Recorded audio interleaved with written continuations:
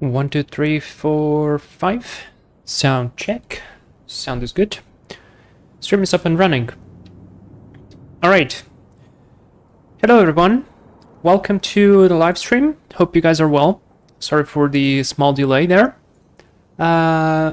Welcome to this little challenge, adventure, however you might call it. And welcome to Mendig Airport. I've just arrived. I've just let my car here. Definitely pick this color for my car, but not that model. And I've just arrived to the airport. I'm just about to go into the airplane. It's beautiful weather outside, live weather here in Mendig Airport. We are connected on VATSIM, and we have our plane prepared here.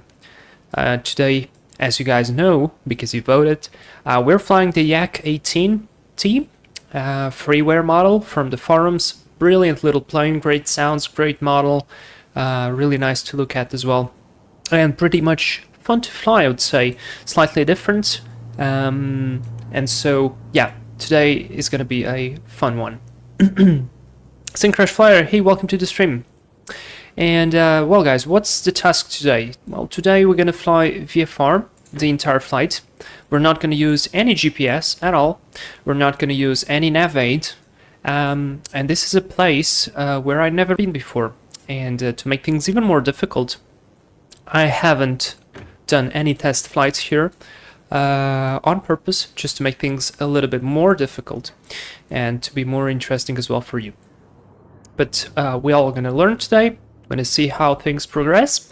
I will try to do everything as I do in real life for my student flights, my cross-country navigations. And I hope you guys learned something from this, because it should be pretty fun. And it's something that I'm not, well, it's something I don't usually see being done on YouTube. And I think it's really nice. And it's something that when I did it, it was really nice to learn. So yeah, before we go into the plane and before we start doing all the walk around and all that stuff, actually this airplane does not require that much of a walk around, so I'm just hovering around just so you guys can take a look at the airplane and see. This is a beautiful livery crafted by himself, Syncrash Flyer 297. Thank you very much for this. It's actually a paint from a real airplane that it's actually sitting, I'm not sure here on the destination airfield, and it looks stunning. I really like it. I love the color combination, and I think it's just it fits perfectly what we are going to be doing today. So yeah, again, what are we going to be doing today? A VFR flight, which means we're going to be looking into a chart, and we're going to be looking outside of the window, and we're going to be flying heading and time. Difficulties. First of all, I'm not familiar with the place, so I will have to pay real attention to all the terrain characteristics, to the roads, rivers, bridges, railways, whatever you call it. Those are going to be our guide points. Second, we're going to have to stick to our headings. I hope SkyVector did a good job compensating for the wind, because well, to do a certain track we have to account weather, and that means we have to, well, fly a heading which has a wind correction angle. But anyways, I think I'm pulling myself a little bit forward. Still, we have a lot of things to prepare, or at least to brief. So count this as a sort of a long briefing before we get going. Ekaterina, hello. Welcome to the stream. Syncrash Flyer, no need to say thanks. I must say thanks because I was struggling to get a nice livery for this plane. And I think this one is just, it does perfectly the job. So yeah. Emil, hey, and by the way guys, Emil is going to be flying with us today as well. He's going to be flying on the Yak-18 as well, and I'm just not sure where he is parked right now. So Emil, if you could, maybe if you want to position yourself closer to where I am parked, because I moved myself on the map. This is not like a pre-selected parking position, but I really like standing here near to this Roland aircraft hangar It looks really nice. By the way, this scenery is an add-on scenery as well. It's free, downloadable from the Explain forums. And fun thing, we have an N2 parked right there. Looks like with the Russian registration or something like it, which is fun. Oh, there you go. Emil is drifting into the site. Good stuff. And well, let me just leave this view for now. Appreciate the view. We are of course connected on VATSIM. I still have to submit my flight plan. But before all of that, let's think about the things that we need to do. Well, first we need a route, right? How are we going to be picking up a route? Well, how do I do it in real life? Usually I pick some cities, some locations that can be very specific. Those can be points that are, I don't know, maybe it's like a lake and the lake has a point, or some railway station has a point and it's called.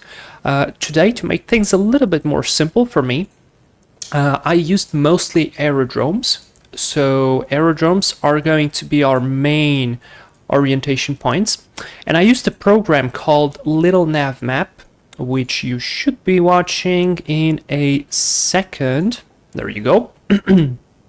And I haven't still learned everything about this program, but what is really cool about it is it shows you all the airspace structure, and that's really important because that allows you to plan your flight according to whatever you want to do. First of all, you can see all restricted, dangerous, and I think it's restricted, dangerous, and prohibited zones. No, wait, restricted, dangerous, and there's another one. I'm not sure it's prohibited. Restricted, dangerous. Okay, maybe I'm missing one more, but anyways, you can see those here. Secondly, you immediately can see what airspace are you flying in. So it means, do you have flight controls, ATC? Is it controlled airspace? Is it not controlled airspace? Because I will leave like the detailed explanation for a later video that I have planned. But you have different airspace classification. You have class Alpha, Bravo, Charlie, Delta, Echo, Foxtrot, and Golf.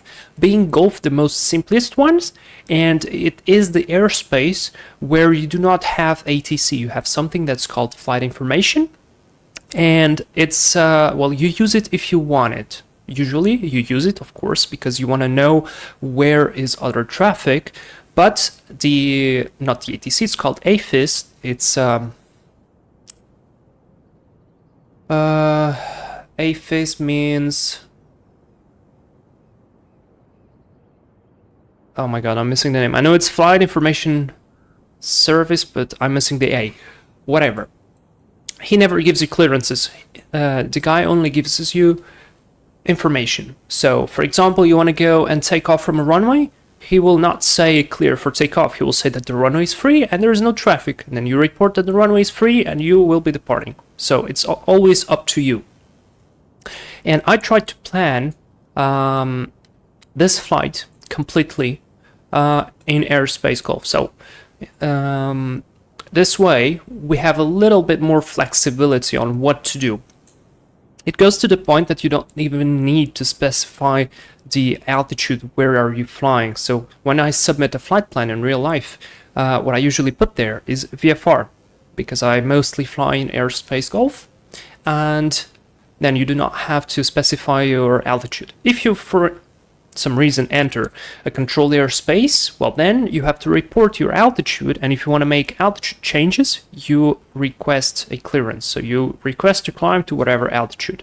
If you're flying under airspace Golf with flight information, you just say, all right, whatever. Let's say Mendig information, for example. You have here for the airfield. We'll be climbing 4,500 feet, and he says, okay, proceed as requested, because he cannot tell you. What he can tell you is that, oh, there's an oncoming traffic at 4,500 feet. Maybe you want to wait a little bit out, and then it's your decision on on what to wait. So yeah. Anyways, I planned this route here. One thing that I must tell you is you can load performance data for the for the program, and currently I have the performance loaded from the SR22. So what you see here from top of climb, top of descent, and all of those things are a little bit off. Not very much off, but a little bit off. So we're going to ignore the top of climb, top of descent. We're going to do our own calculations there. And basically, I just want to show you the route. So here we are awaiting some, this is, I think, restricted airspace. Yes, see, there's the R. So restricted airspace from 0 to 2,200 MSL. Probably we wouldn't be going as close to it as we can, but because this is close to our departure track, we actually will pay attention to it. Then there's a lot of like dangerous airspaces around airfields, because there can be parachuting activities or glider activities, and sometimes they go to 10,000 feet. So I try to avoid those as well as much as I can, so just so I can imagine that we're going to stay clear of any possible traffic. By the way, LPCB plane spotting. Hello, Vlad. Good afternoon to my dear friend. Hello, man. Welcome to the stream. I hope is everything good with you. I'll see when I do the flight to Castelo Branco. I actually gave availability for 2 days for the next week. Maybe if I get a slot, I could do the flight, and then I'll send you a message, and I hope to see you there. Crash Flyer. Oh, nice. I use the same one. It's very helpful on VFR. Yeah, absolutely. I actually didn't really know about this app, but it's very good. And I really learned to like it, and it's very nice. And then actually you can see here the airplane icon. You can actually follow, and it does the track, it draws the track that you're doing of your airplane from the simulator. So this is like for flight, but in X-plane. It's fantastic. Very useful for VFR. Okay, Cooler, hello, welcome to the stream. Hope's everything good with you. Just in time, so we can analyze a little bit our route. All right, so here we are. What I want to do is I want to circle around Mendig so that we start our navigation as we are above the airfield. So usually what I do in real life, we have some points that are like departure or arrival reporting points. Let's say there would be a point right here. So I would be flying here, climbing to a certain altitude, and then the navigation starts as soon as I hit that point. Excuse me. Because this airfield does not have those points, it's just like come however you want, kind of. We are going to circle around the airfield, gain some altitude, and then we're going to start the navigation above the airfield. And the first point is going to be else. Now, I'm terrible in German because I don't speak German, so probably I will say everything wrong, so feel free to make fun of me. It's totally fine. And this is going to be our first point here, else. 27 miles. I try to do not very long legs, because the longer the legs are, the more difficult it gets to follow along and see where you are, and if the wind is blowing way too much, because it really depends on the wind. Umar Osbeck, 27 miles between legs. Isn't that already long? Yes, it is a little bit on the long side, but I think it's fine. Last time I flew, in real life, I flew legs of 20 to 24 miles, and it was okay. I managed to do it, so I hope if you maintain a good lookout, it's actually going to be fine. So next leg is going to be 23 miles. We're going to come here to this Gießen-Lützeleden airfield, whatever. We're going to overfly it, of course. There we have the area, 0 from 10,000. So probably that's because of parachuting activity or whatever. I actually initially planned for this airfield, but I'm kind of worried if it is there in X-plane or not. So we're going to just assume that we're going to go through. Then I continue onwards, 28 miles to Alsveld. This is a small airfield, but because of the city, and you can see this railway, which is a very nice, gives us a very nice turn there, crossing close to the city. This is a very good area to spot the airfield and to spot the city, so this should be pretty much easy. And also we could track this road here, the A5. So right now we're looking at the route, we're looking at what roads are there, what can we look at to gain some reference, because as well in real life, what I would do is I would go into Google Maps, and then I'll see like what differences or what's something that's really popping out in each city. So something like maybe there is a mine, maybe there's like 2 football fields near each other, maybe there's like a castle, maybe there is I don't know, maybe a big tower of some sort, maybe there is a big intersection of 2 roads. And then I would go and write each city name, and I would write a small note saying what are the characteristics that stand out for that city. So every time you arrive, you pass over a city like, okay, I think I'm kind of close, but it's definitely not this one because it's missing the 2 football fields. Then you fly a little bit more. Oh, there it is. There are the 2 football fields. So you know where you are, and that really, really helps. LPCP, I'm so excited. Yeah, I am as well. I actually, when I flew on Monday, I was seeing Castelo Branco from up there. The weather was beautiful, fantastic. I actually probably need to upload something for the crew members there, because I got some videos for you guys. So I need to make that. And Cooler, you tracked your flight and my flight. Oh, nice. That's actually really nice. Katerina, I can't see all the flight, but good luck. Thank you very much, and to see you later then. Thanks for tuning by anyways. All right, from Elsfield we continue 18.3 miles to Bad Hersfeld airfield. Again, we've got a railway intersection there and an airfield, and we should have probably 1-2 bridges there. So this is always a good reference as well. Bridges are fantastic. Then we continue onwards for 30 miles. That's a little bit long, but in case we get lost, what we can do is, you see here this road A4. This one should be pretty good. We can basically follow the entire road, which will get us there, and we probably even avoid this restricted airspace, which is going from 0 to 3,300 feet, which is perfectly fine. And we're gonna go to Eisenach Kindle, I guess. From there, we continue 18.8 miles to Erfurt Weimar. This one has a Delta airspace and a CTR as well to 3,500 feet. I want to cruise at 4,500 feet, so we should be fine there. So we can simply overfly the airport, and that'll be it. And then we'll continue for 29 miles to this airport, which is I can't pronounce it, sorry. Which is probably going to be one of maybe the most difficult ones. This one, and actually not this one, never mind, because this one has the road there. The whatever road this is, and some railway coming, so should be pretty much straightforward. Then 21 miles down to Sprossen. Close to the city right there, should be about fine as well. And then we got the longest leg, because basically I couldn't find like points. I mean, I can find points, I could put the city and etc., but then I would have to find the city name to put into the flight plan, because we have to submit the flight plan and etc. So I just made it direct, and I'm going to try to follow along. This is going to be the most difficult one, because we do not have really any road that's following this track. So we will be crossing roads, railways, etc., which is good to make progression of the track. For example, here crossing A14. And then finally we're going to be arriving to Riesa Gohlis. I hope I pronounced that more or less correctly.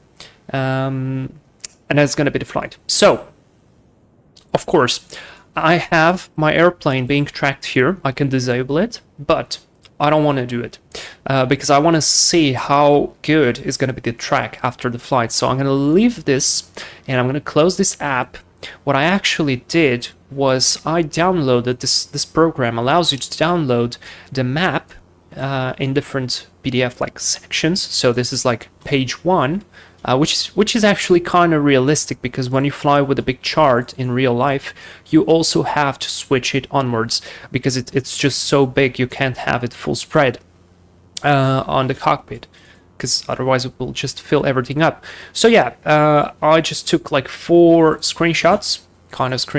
The map allows you to do it, and we're going to be following along the journey with our visual chart, like right here, because here I want to have the plane, and I'll just leave the program running on the background. So I'm hiding this, I'm closing it. It's going to be staying here on the first screen, so if this pops up, you guys know I cannot cheat, so this is going to be interesting. And what I also did, I went into SkyVector and I imported the flight plan. So this way here we can check it if we require for any reason. You can see that the sky vector here, even though it has some of the roads, some of the railways, it doesn't have all the airfields. Like, it doesn't have this airfield, it doesn't have our departure airfield, Mendig, but nonetheless we have here all the routes. And why do I have this? Because you can create a nav log by a press of a button, and this is very useful. So what I did was I went to the airplane manual, I looked what was our true airspeed approximately at the altitude we are going to be doing, and it's roughly 124 knots. I hope it's not very wrong. And then basically I've inputted the altitude, and sky vector itself made all the calculations that are required. And what are those calculations? So first of all, it picked up the wind direction and the wind speed, temperature, kind of probably not very required right there, and it automatically picked up all the tracks. So guys, let's just think a little bit. When we use a chart, the chart is referenced to the geographical north, right? So it is like the most northerly coordinates, but those are not the same as our magnetic north or south, because we fly with the compass, right? When you use your heading on the airplane, any airplane, unless you fly very much into the north and you need to switch to true heading, you fly magnetic heading, and those can have a variation. And you can see the variation right here. So the variation changes with different places on Earth. For example, in Portugal, the variation is only 1 degree west. So every time to convert from, say, true heading or true track to magnetic track or magnetic heading, you just add +1 degree, and there you go, you have your magnetic heading or magnetic track. Here, for instance, it's -3, -4, and -5 at the very end, so we need to take account into that. Usually on the charts, there are special lines that say what is the magnetic variation in that region, and you account for it. So this way you can convert from the track that you have on the chart into a track that you actually have, let's say, on the plane.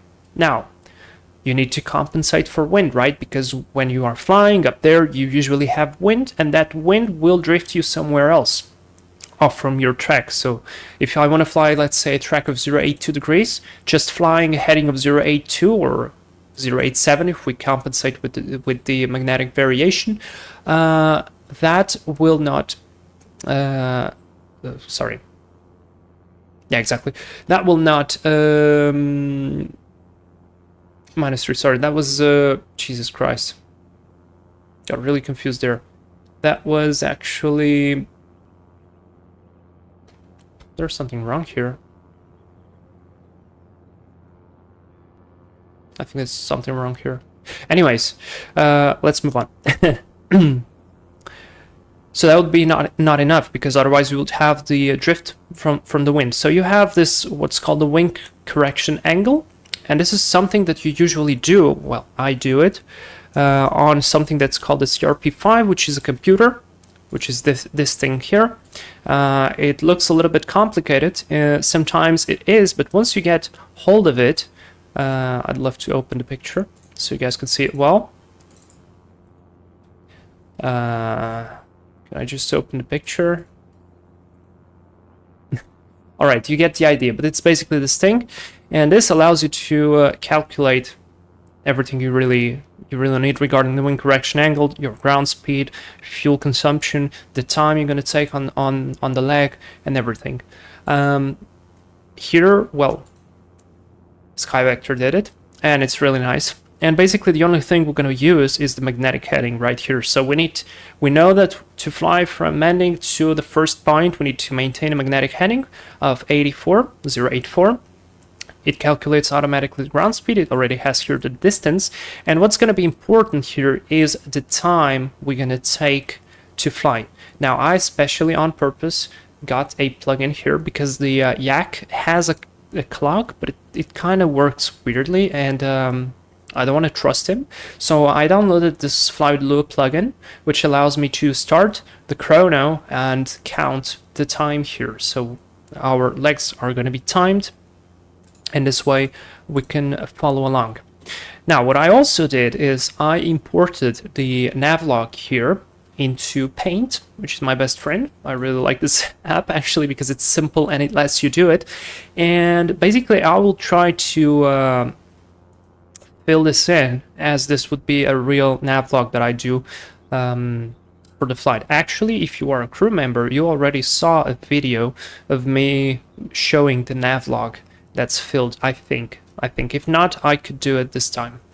And what do we have here? It's exactly the same thing. I just put the names here of the cities, so we can report actually the airfields by the name of the city if we have control and the control asks us anything. Here we have our magnetic headings. They are on purpose. I've put here 2 green bars, so I immediately know where do I look.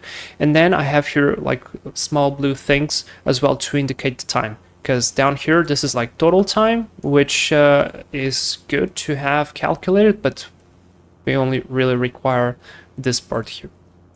All right, and then I changed here some of the information from the SkyVector navlog because I'm more used to it, to doing it this way. And why did I change? Basically, we're gonna have. Oops, sorry there. Need to mute WhatsApp. There you go. We have estimated time of arrival, we have actual time of arrival, and we have rectified time of arrival. Why do we need this? Very simple. Let's say we are overflying Mendig, and it's right now 16:01 UTC, right? So let's say we arrived over Mendig at 16 UTC. Yeah? Does that sound good? Now I will put it here, 16 UTC.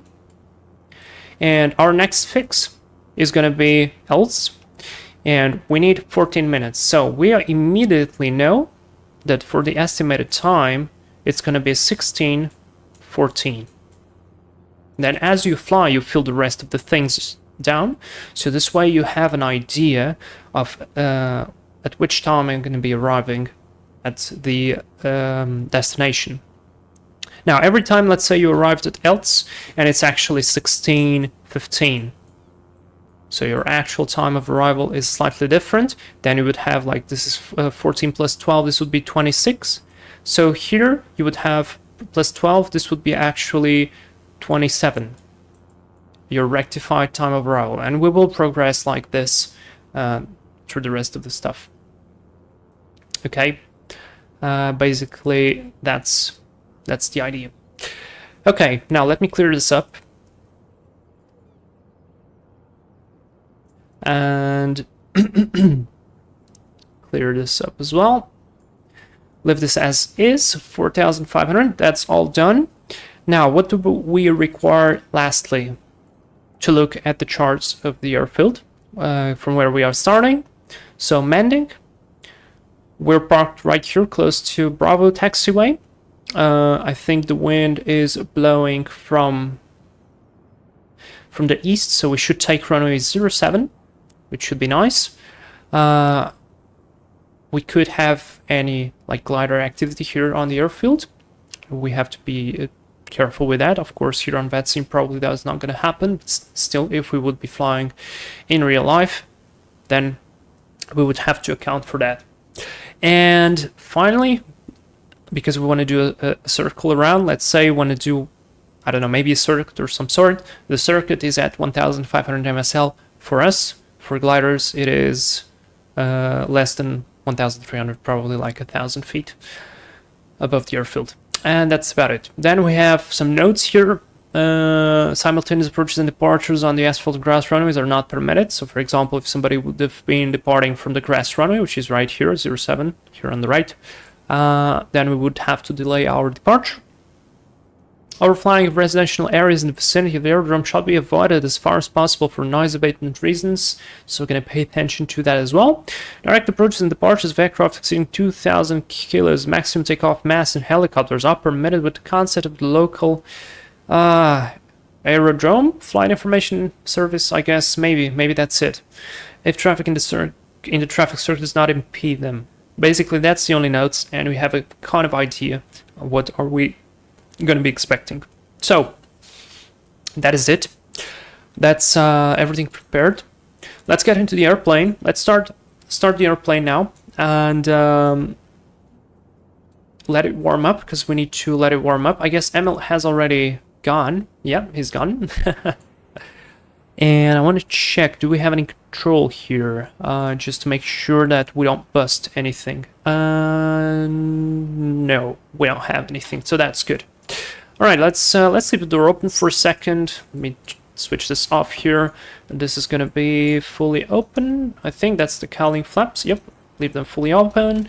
And set 122.8 for VATSIM Unicom.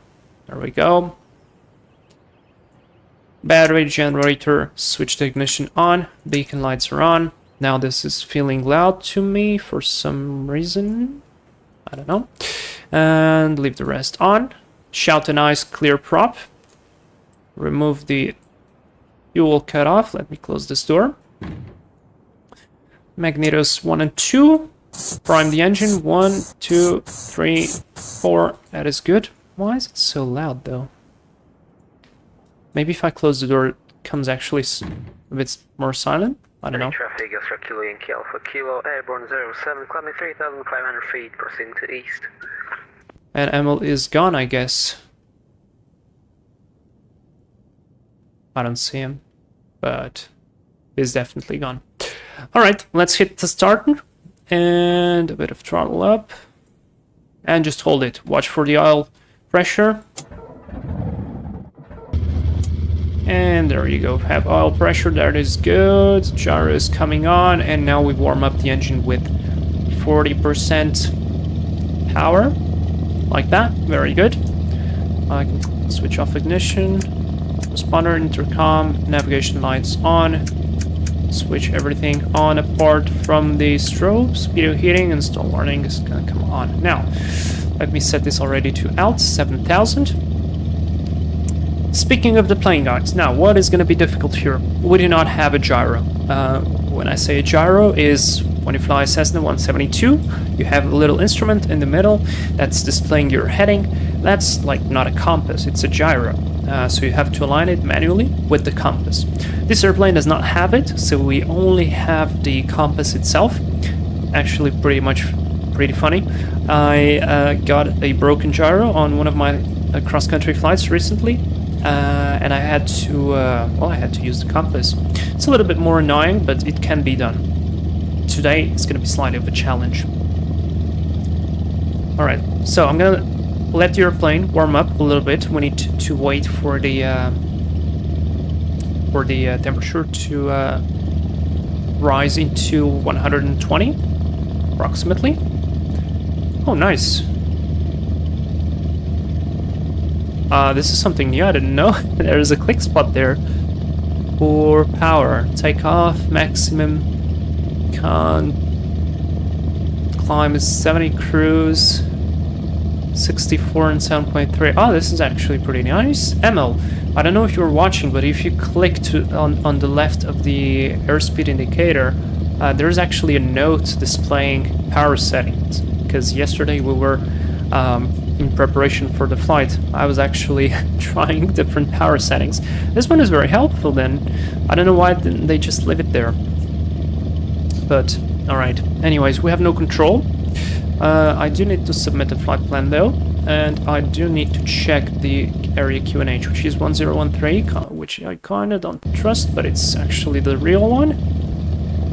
So, 1013. And it should be reading. Now we check with the chart. The airfield elevation is 571. It is reading, yeah, close to that.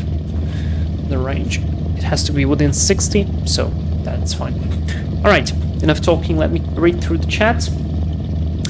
It puts size into perspective. The path you took was about the size of just the Paris metro area. Wow. Wow. That's pretty incredible. Yeah. Syncrush Flyer. Simple apps like Paint are always the best help in life. That's true. Someone wanted to help you and stuck a little note with information on it. Definitely. Absolutely. That was totally unexpected. Alright, the temperature is slowly rising. Now, 2 more notes on this airplane. This airplane is very pedal sensitive, so if you fly it, don't be scared of it, because it's really fun.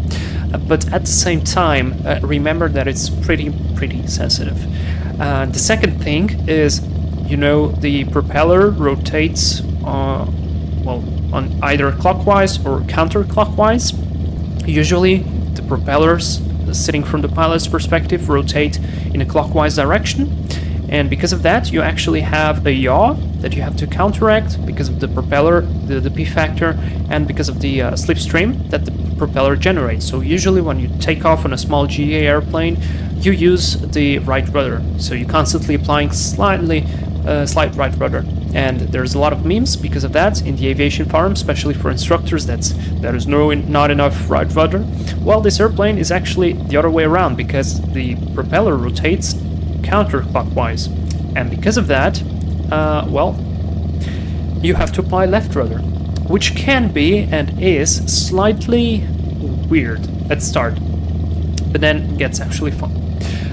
What I suggest really is, this airplane does not have a rudder trim, but X-Plane lets you to set rudder trim on your keyboard, and to not just fly the entire time while pressing on the rudder like you would do in real life. Just use the rudder trim, center the airplane, trim everything up, let it nicely fly, and just keep going. So that's exactly what I'm going to be doing. So I'm actually going to apply a fair bit amount of left rudder already, and I'll wait. This should be nice, and let's get going. So lights are on. Just make a quick check. So we want to take off runway 07.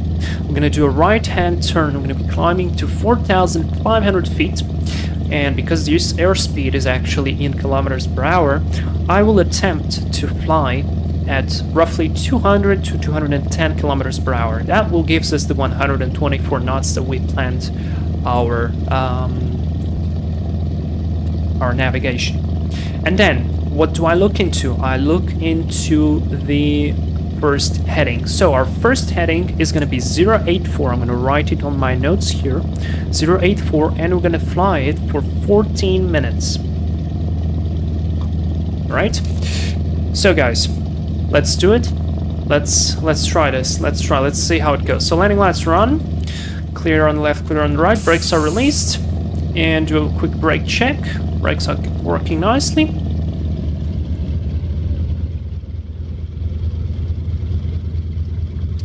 And let's taxi into the runway. Do a quick run-up check. Just make sure everything works nicely. Clear on the left. Emil, how is your flight going? Clear on the right. I don't know if you are here, but yeah. I'm not using any checklist for this airplane, so we'll have to be very careful with it, because I don't have any checklist for this specific one. So let's stop here. Set the parking brake. 40% on the throttle, landing light off. There you go, and I guess I need to close this one, really. Otherwise we won't get into the warm area. Actually, we are roughly at 120, so we can actually go for it. Let's do a run-up checklist, or a run-up simply. So I need to advance the throttle to 70% RPM.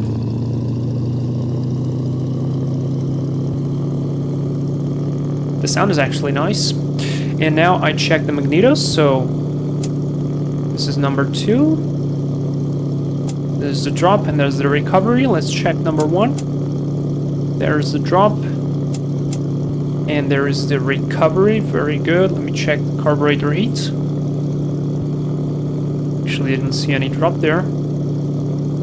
Okay. And off. Now I will check the props. It works. That is good. And now I will check that the generator is going away. So the light should turn on. And if I apply back power, it will get out. There we go. Fantastic. There's the run-up complete. This airplane has only one stage of flaps, and that's a huge flaps, so we're not using those for takeoff. Strobe lights are on, landing lights on, flaps are not required. We have the transponder set 7002 out, and we're ready to go. So Let me just check here on Explain Map. There's nobody around. There's nobody around. Commanding traffic, Delta Echo, Yankee Mike Charlie, the Barring runway 07, 41 circling, climbing to 4,500, Mendig. Brakes are released, let's go. Let's go, guys. And if you will want to see more about airspace classification, VFR flying, different types of ATC services and all that stuff, subscribe to the channel. I am preparing a big series that's gonna come up eventually. So yeah, definitely join up the channel. Alright guys, let's go. Let me open up here the calling flaps, apply power, watch the engine instruments, and there you go. See, the airplane is coming actually to the right, so I need to apply left rudder. And let's go for power. Airspeed is alive. And rotate. Positive climb. Gear up. Has a retractable gear. This one. Apply more left rudder.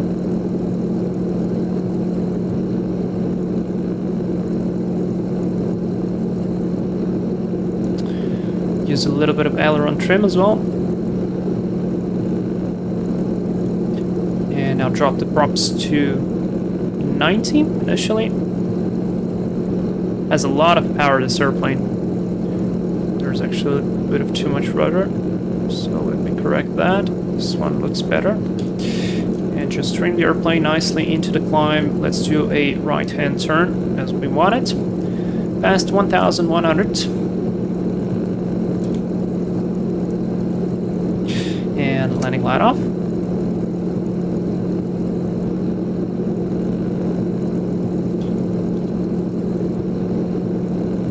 There you go, it's trimmed now. It's climbing nicely. So we'll keep that bank at roughly 15 degrees. The weather is beautiful. Couldn't be any better for this VFR flight.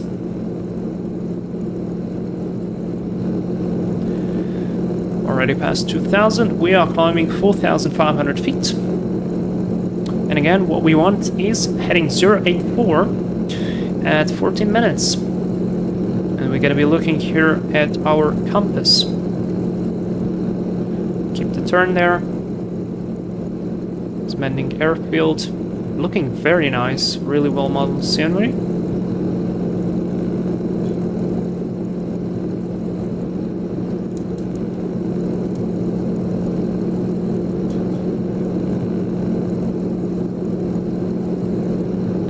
So let's try climb. They said 70%.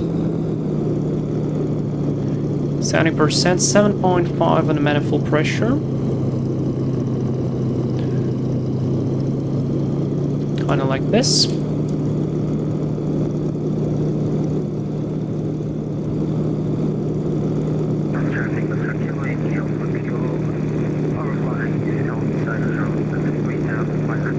Oh, that was Emil. I think he reached the first point, so that's 1,000 to level off.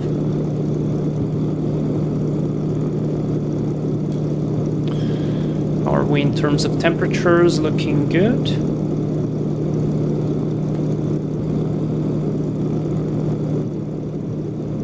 So, and now the technique that I use in my flight school is the 5 T's. And that's turn, time, twist, throttle, and torque.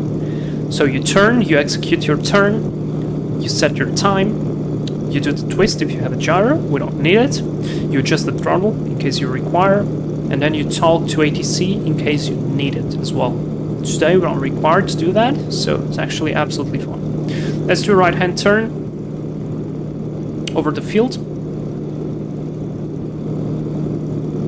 Close to over the field, 500 feet to go. Looking absolutely beautiful. And cruise power is 64 with 7.3. Probably actually do 70.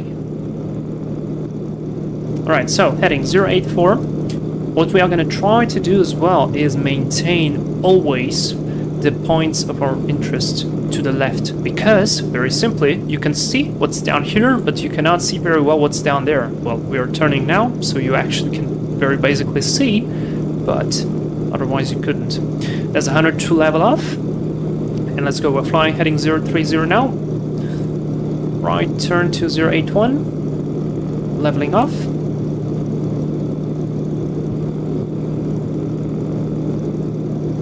Lower the speed a bit, the power actually, and I'm gonna set the timer. Timer is set.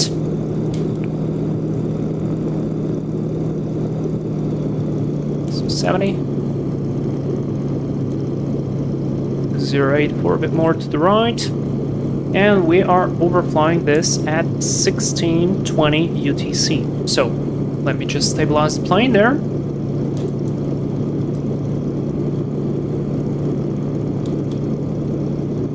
Trim it nicely. There you go, 4,500 feet. Stabilize it nice on the cruise. Compensate there for the rudder. Trim for the ailerons, and we are just flying right now. Okay. So check the compass. Flying roughly 080, 082, so a little bit to the left. We go. Like this. Good. Now, as in real life, just a tad more there. It's going up. As in real life, let's go for our nav log. Pick a pen. And we overflew Mendig at 1620. So 1620 is the first arrival. We go a little bit to the left. I think I compensated a bit too much there with the ailerons.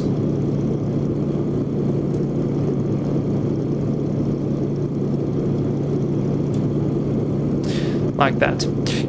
Okay, now continuing. So 1620. That means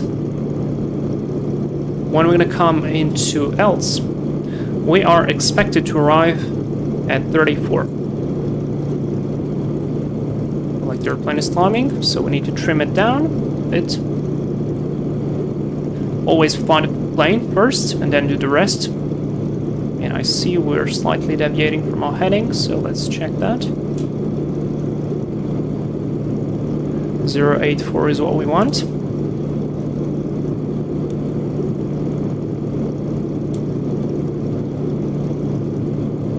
That's fine, it's fine more than yesterday.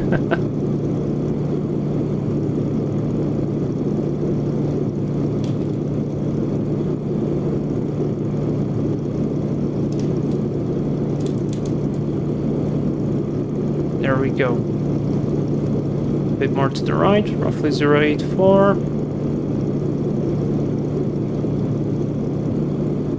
And level here. Take a bit of power.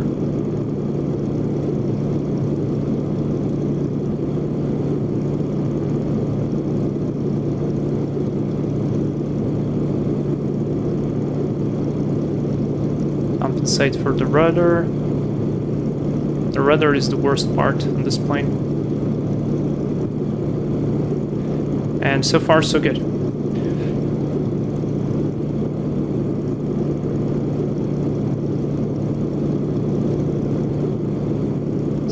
We're on 084.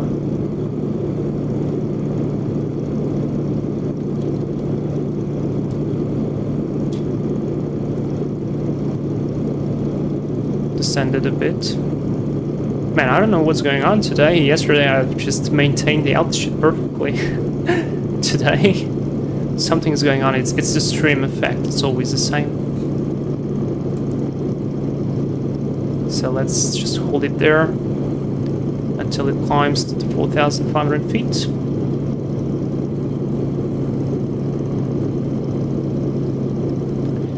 There we go, and stabilize your airplane here.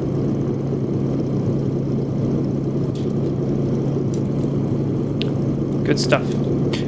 Now let's continue to fill the nav log, because we need to fill it until the end. So 34, next will be 46. Then 46, that's 50. Next hour, 17, 0, 0.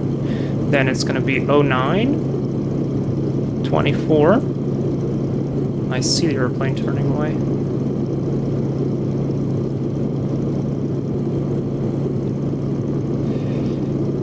And how much time do we fly? 14 minutes. We need actually almost 5 minutes. We need 14, so we are good. And I'm not too worried because we're crossing a river, so we have a good visual reference yet. Alright, continue to follow. 24 plus is going to be 33, roughly. Plus 15 is going to be 48. Plus 11 is going to be 59. Then it's going to be 18. 19, and finally here we should arrive at 1822 UTC. So, good. Now we're gonna go into the chart, first page, and here we are departing from Mendig. We're crossing the river here from the city, and we're continuing onwards. And we should see here is to the left a small airfield, a big road, and should be else right in front of us. So let's see. Are we maintaining 084 roughly? Yes, we are. We are just crossing the river, so that is all good. A big road right there. And oh, actually this cloud layer is pretty close to us. There we go. The airplane's climbing up again. Don't do it.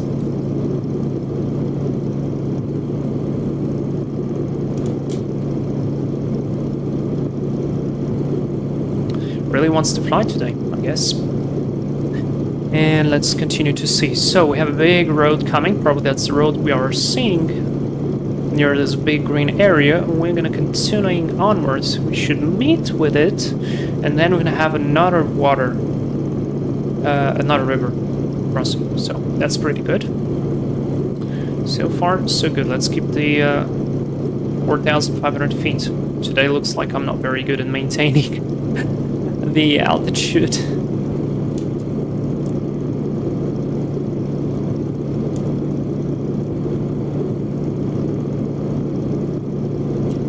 But we are maintaining the heading, that's pretty good. Alright, 080 a little bit to the right.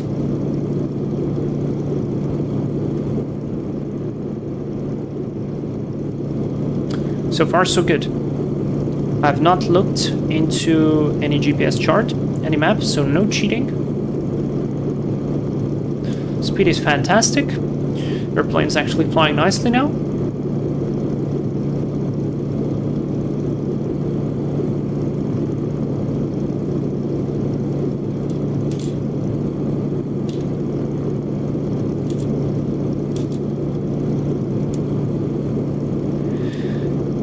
And there you go. That's roughly heading 084 for you.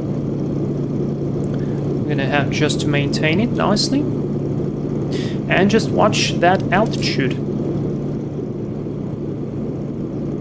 Right, see there? There's like a big road coming up as well. I can't see it very well now with the trees. There's another big road. Let's compare that with the map. So what you usually do is first you look outside, then you check it with the map, and you see, there it is. So that's the route. So far, so good. And also this route, the road right here, that we should be overflying. Here it is, or this one, I guess. But it's good. We're doing a good job. Heading is the same. Power and everything is good. So just keep flying like it is. Right now, just do small corrections, and that is it. Check the timer here. 8 minutes, 48 seconds, looking good. And this is VFR navigation for you. No GPS, no frequencies, no nothing, just chart, paper chart, pen, and that is it. Alright, so the track passes here, very close to this turning on the road. So I'm gonna be looking for this turning point and then the next city. So let's see. That road was coming there. Probably... Yeah, that's a bit forward.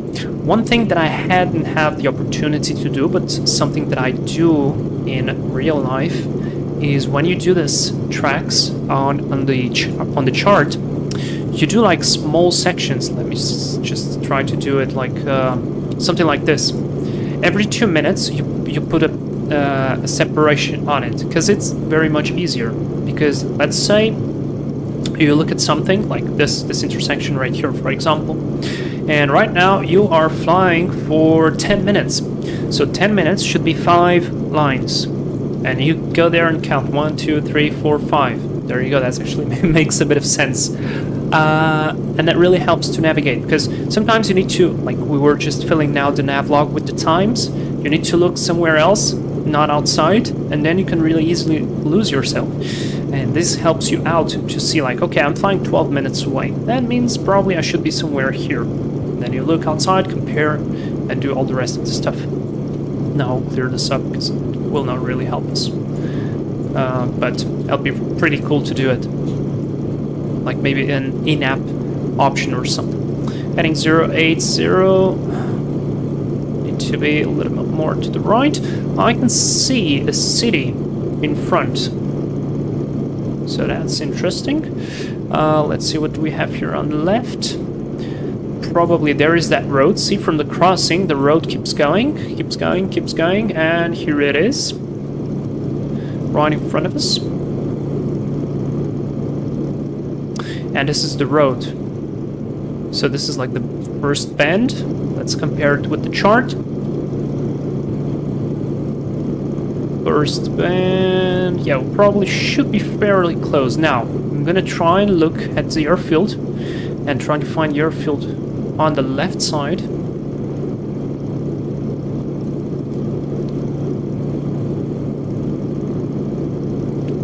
Because we should overfly that and keep ourselves a little bit to the left. I feel like we drifted too much to the left, because we should have overflown here.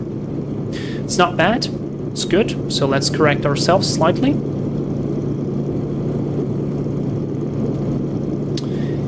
And just fly straight. Probably this is the other big city that's close there. And I'll be just looking now for the airfield. And look, there it is. This is our next point, so it could come a little bit closer to it. It's our first waypoint. And how much time did we pass? 12 minutes and a half? It sounds good, we haven't reached it yet.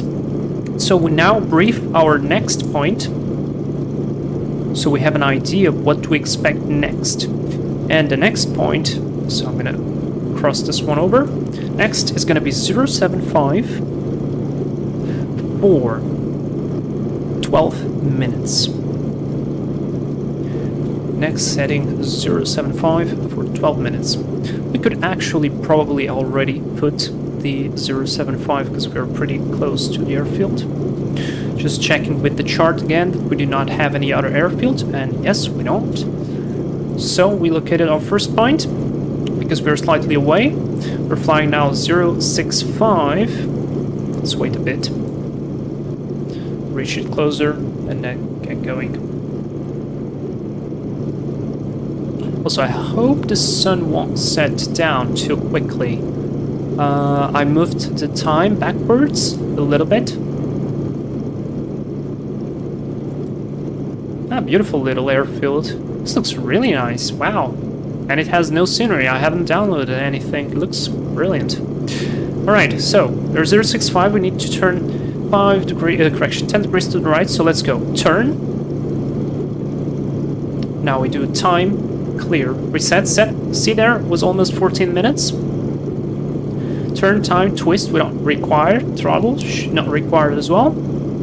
And talk, we have no ATC right now, no flight information service, so everything is good. The only thing I need to check is the time. So we arrived at, this is local time, so UTC 16:34. And now let's level off. Level the wings. I've put a little bit too much heading. Let's correct that. just a tad to the left, and maintain 075 just like that. Beautiful. 075, open the nav log. So what did we do? We expected the arrival time at 34, and our actual time of arrival is exactly 34. So next time is actually correct, and we cross over this one. Good. Let's continue. 075, checking the chart again. And here we are coming from Eltz to Gießen, whatever this is. We have a wavy road following along, so it should be pretty easy to spot that road. Probably it's this one. Look at it going wavy. And so we are more or less following the right course.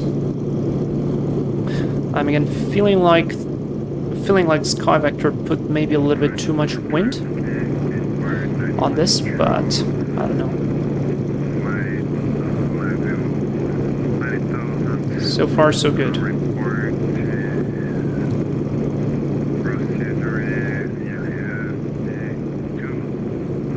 Let's check again with the chart. PDF on, and see there. I feel like we're slightly far from it. Let's try to maybe turn a little bit left, just a little bit, like maintain maybe a heading of, whoops, maintain maybe a heading of 070, yeah, 070 more like it. So now you're just going along and feeling, what is it right, was it not? I felt like we kind of compensated a bit too much for the wind there. Probably Sky Vector took a bit stronger winds, maybe from a higher altitude or something. And we're not flying that high, so usually when you don't fly that high, the winds are a lot lower because of the friction layer from the ground.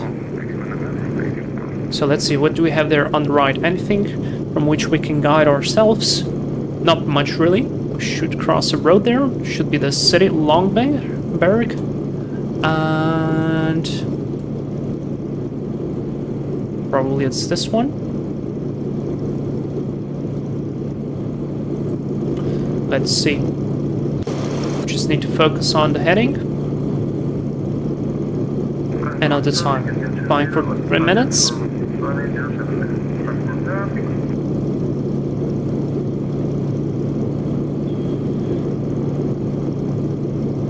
Yeah, that sounds about right. So now, for example, I'm not exactly sure. Are we going there or aren't we? So just trust your heading, trust your time, keep looking outside, and we're gonna eventually get there. So click of nose down.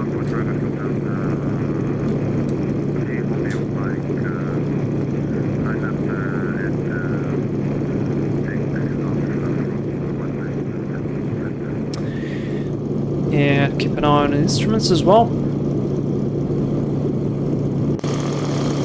Oh, wanted to close this.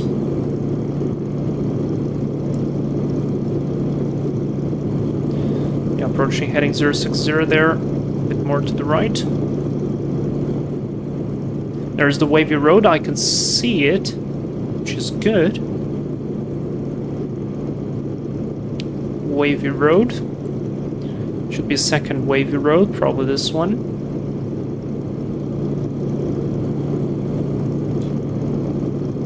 So far, so good. Now, I'm not going to look into Valent, I would really love to, but to see where is Emil.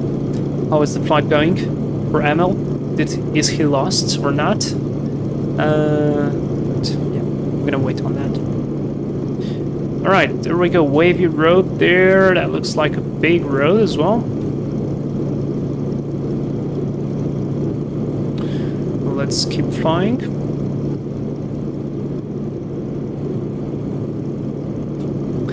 And maybe if you're asking yourselves like, hey Vlad, there are so many roads on the ground, like all these roads, aren't they on the chart? My answer is going to be nope, they aren't, because they're just too small, and then the chart would be just so much, there would be so much clutter, you couldn't really understand where are you going, really. So yeah, it's actually pretty realistic, this chart. Now we're gonna have a bunch of intersections there. Looks like there's a second airfield, some heliports there, and a river crossing. So we're basically looking for water as well. And I still see the wavy road, which went somewhere around there, more or less. Ammo, not lost, and I don't like this plane. Why don't you like it?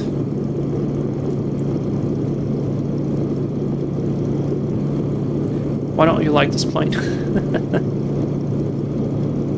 What is it wrong with the plane?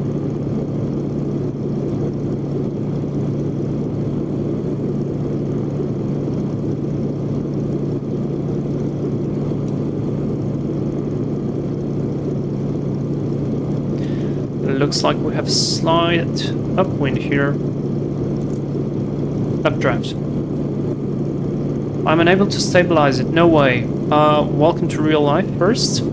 Second, you need to set a certain amount of power and a certain amount of manifold pressure. So set 70, and for example, set 6 on the manifold pressure. I'm flying with 6.2 right now. Try those. I'm not sure you have the same amount of fuel as me. Probably not. But try and do it like that. And then you just have to keep the attitude until the airplane stabilizes the speed. Because if the speed is not stabilized, it will hunt it down. And then it's just like small clicks with your finger. You trim the airplane properly into place, and that's it. And because we're flying with real weather, X-Plane is actually doing a very good thing. The air is not perfectly stable, so the airplane is not going to follow completely the same. Synchronous Flyer, how do you plan for the correct fuel for the flight? That's a very good question. But before I answer that, I'm trying to stabilize the plane as well. Let's look at the time. 8 minutes. We have 4 minutes left. Look, this is the wavy road, I think. Might be wrong. We're flying currently... Oh, we're flying a bit too much to the north, so let's correct the heading there. I see a big road coming there from the south as well. So let's stabilize the heading, and let's see where are we actually going. Now, we will have a big intersection of 2 roads down there, approximately close to the airfield. So let's see. There is that road, intercepts there, and intercepts there. So the airfield is probably somewhere in front of us. We can't see it very well. Let me try and do a slight more right turn there. But I feel like that's it. I feel like that's where we're going to be arriving. But 1 minute, let me just find myself here, and I'll answer your question, because it's a good one. It's something I haven't talked, and it's a fair point asking.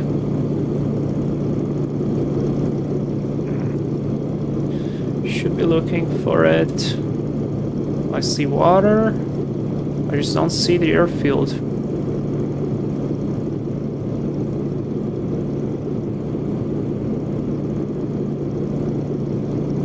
Maybe that... No, this is not it.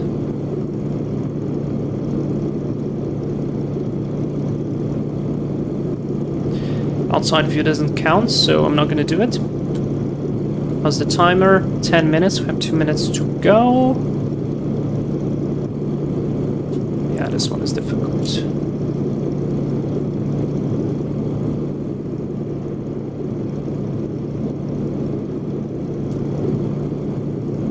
As the road coming from the south, I feel like we're overflying the airfield exactly perfectly. And that's exactly why we're not seeing it.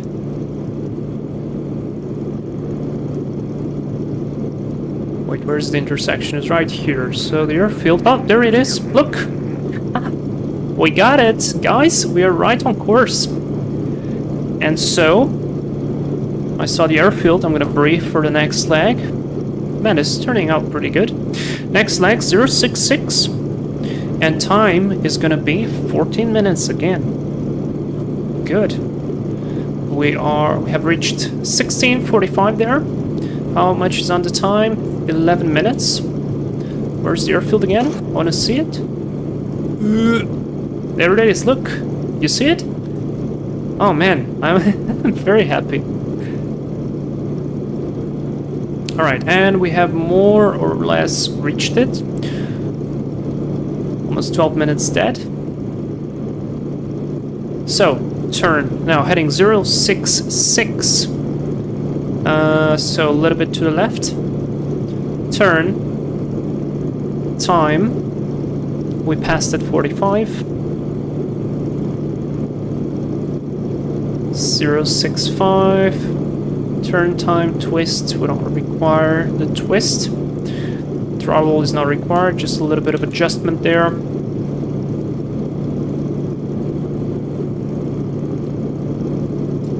More to the right.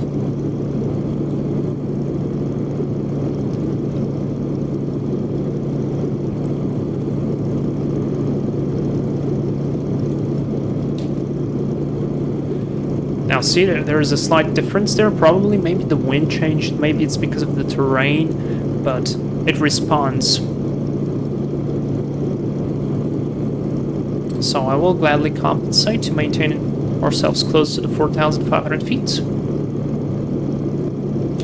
And once the plane is more or less stable, which it is right now, I can come quickly to the nav log.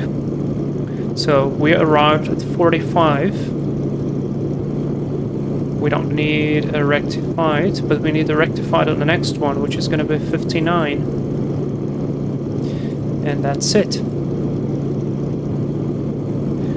065, more or less. Now, check the chart again. Next point is going to be Asfield. Alright. Just going to be fairly easy. We are looking for two roads here. The A5, which is going to more or less turn around, passing all this part here of the fields. And the most important and last tip that this road does, we need to avoid this restricted airspace. But probably because we are flying actually pretty high, that should be fine. 065 it is.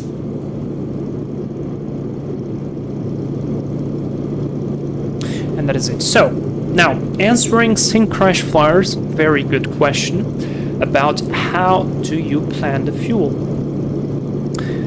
It's actually simple. So how do I do it in real life and how I would do it here is exactly the same.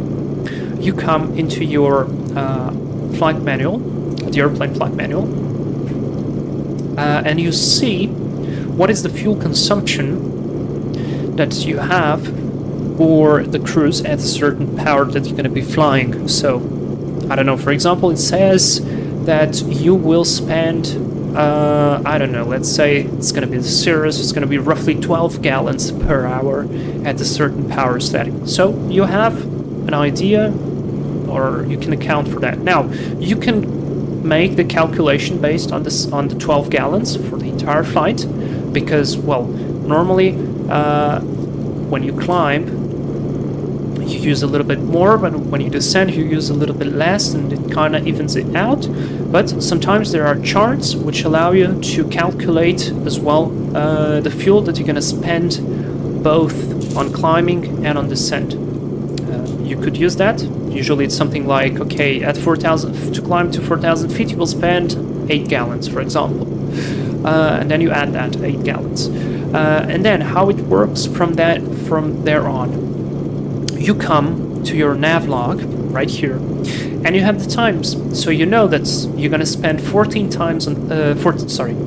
minutes on that leg, 12 minutes on the other leg, 14 minutes on the third leg, and so on and so on. Because you have the minutes and you know what's your fuel burn per hour, you can count how much fuel are you going to spend on each leg. And then you just sum it up everything, and you have your trip fuel.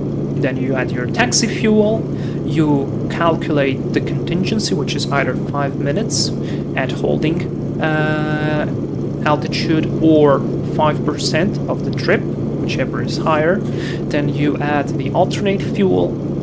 Then you add your final reserve, which is 45 minutes of holding time for this piston airplane at 1,500 feet. And there you go. That's your fuel calculation. Now, I didn't do it with this one because, sorry, I was a bit mad with the flight manual. It's a little bit weird and I'm not used to it, even though I know how to read in Russian, but it is slightly weird. Okay, let's look at ourselves real quick. So we have a big road here coming up. Interception, I guess it's this part right here. So I feel like we are flying a little bit too much to the south, because we probably should be flying somewhere along this. But if we keep flying this way, maybe actually we can just avoid that airspace anyway. So let's just keep going. What's the heading? 065. Let's just keep flying it. So far it's looking good. I like the plane is stabilized, so everything is flying smoothly. And it's good. Emil, by the way, did you did you stabilize the plane? Did you manage to do it? The only thing I feel on mine is it kind of wants to turn sometimes. Cheeky bastard. See, heading 060 there.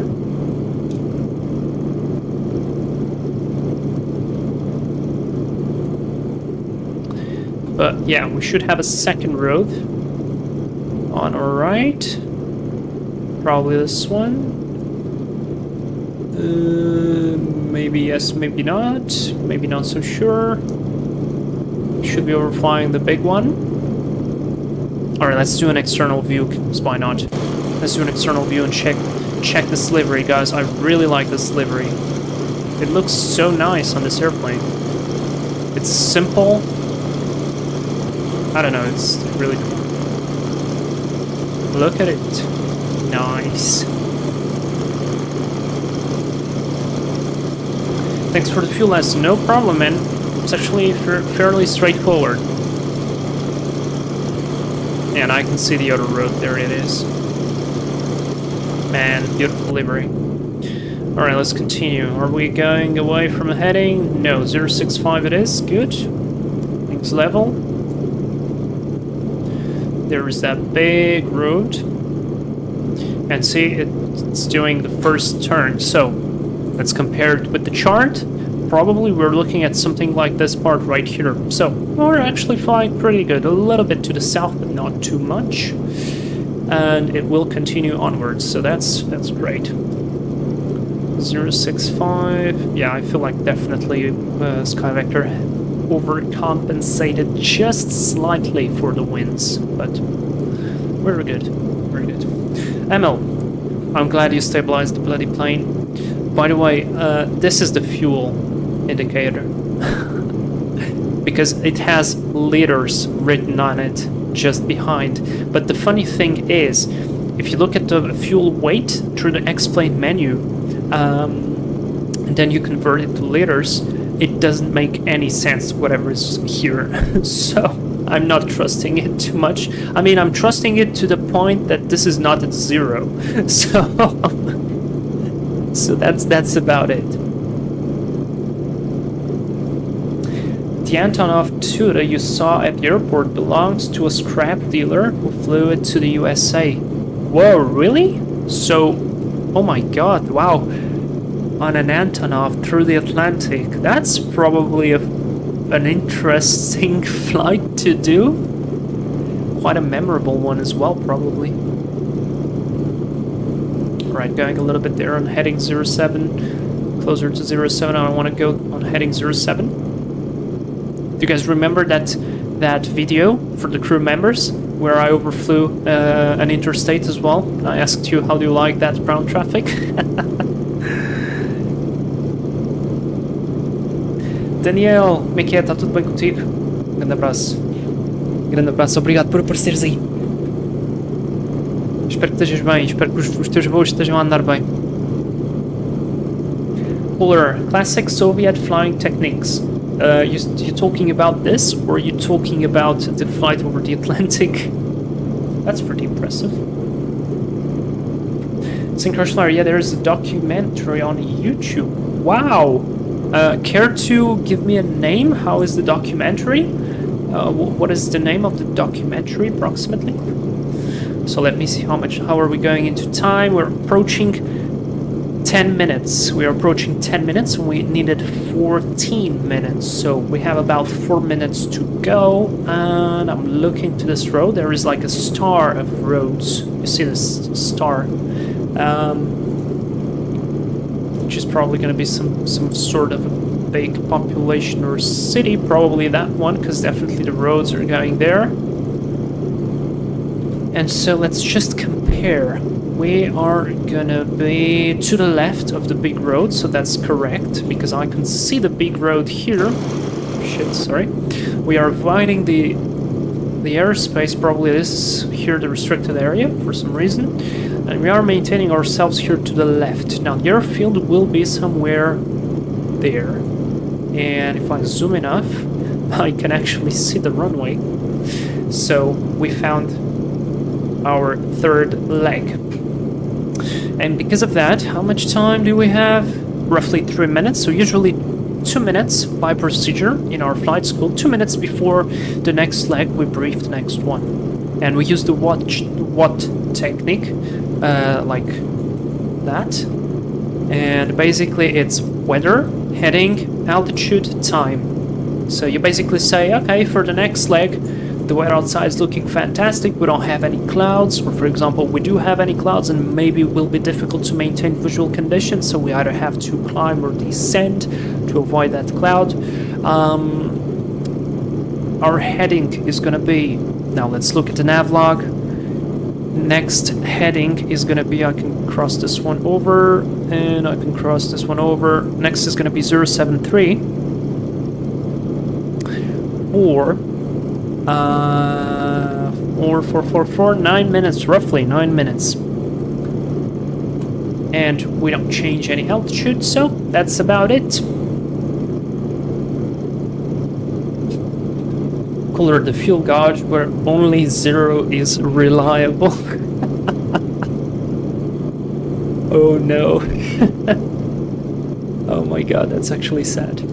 Alright, and because we came closer to, no, never mind, there it is, that's the runway. That's the runway. I was kind of, oh my god, that's a big train. I was thinking because of the terrain there, not the terrain, but the trees and the buildings, we would actually be a little bit off the, I mean, the runway would be hidden. Jesus. I'm braking hardly today.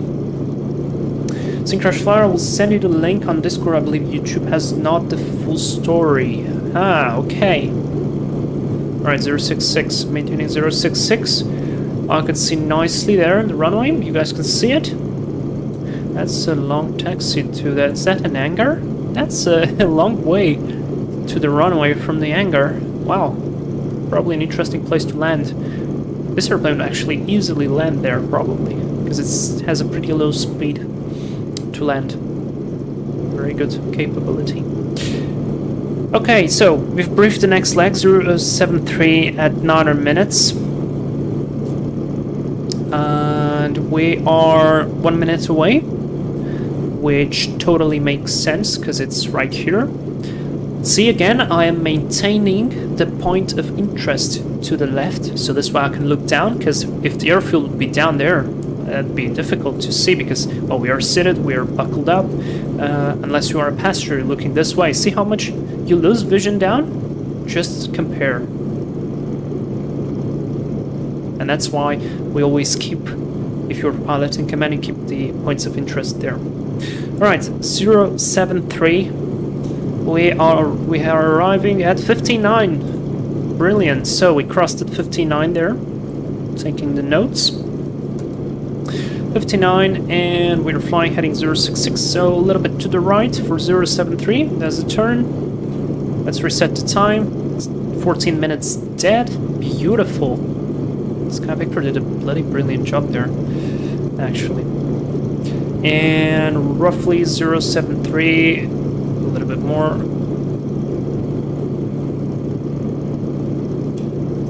There we go. Roughly 073, airplane stable, thrust throttle, turn time, twist throttle talk, everything is stable. Let's go into our nav log, into paint, and set 59, the arrival time. So next leg is going to be 9 minutes, so we're going to arrive at 08. Across this one. Over. 073. Beautiful. Now, the chart closes there. I can see the continuation of the road, so I'm going to just close this part. Do I want to save changes? No. And now we are starting from here. So the long, big road actually goes all the way. So it's going to be fairly easy. We're going to cross this airfield, Langenberg, and so far so good.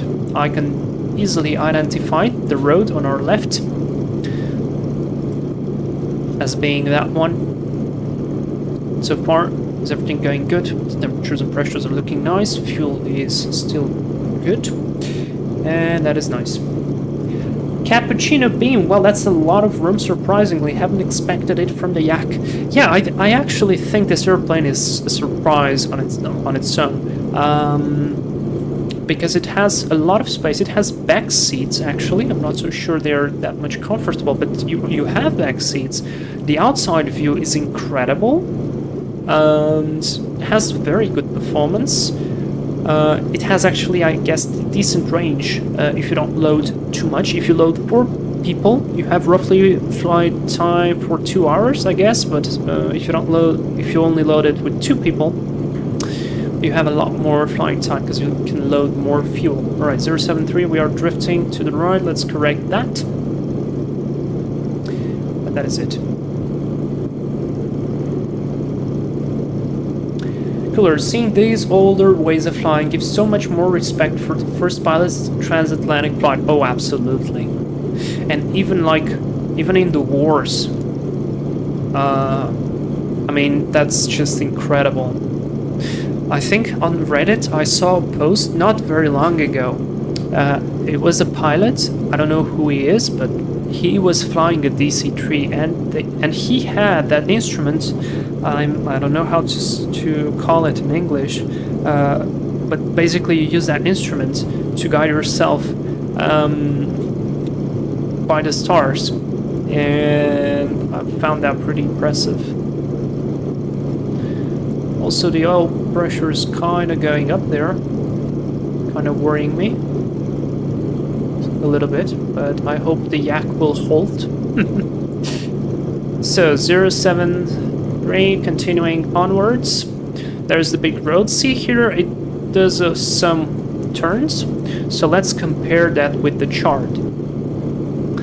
Probably, yeah, we can't see it very well because of the track, but it's probably somewhere along here. And it will have an intersection with another big road that's coming to the south. So let's see. There it is. There's intersection with the road coming to south.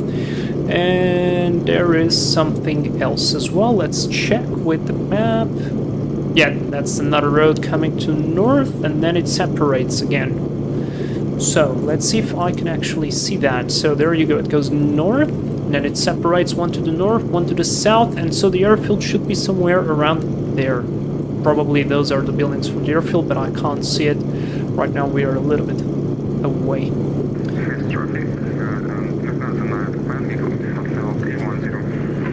Cappuccino beam, that's for real. How did they manage that? Ocean maps and depending on skill. Absolutely. And a lot of planning as well. And sometimes, I guess, a bit of luck as well.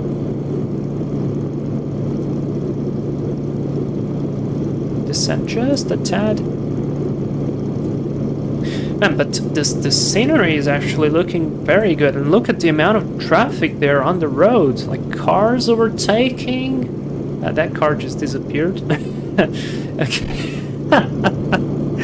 Why is it always like that? You just praise something and it just turns upside down. Anyways, Let's keep heading 073. Oh, I'm turning the wrong way. 073. Looks like there's some maybe wind change or something here because the plane wants to climb up. So I'm trying to not allow it to do that. And keeping it on heading 073. I remember a story of an American bomber over Tokyo who got into full clouds at night and navigated back purely by instruments. Yep. That's very good. That's like crazy good.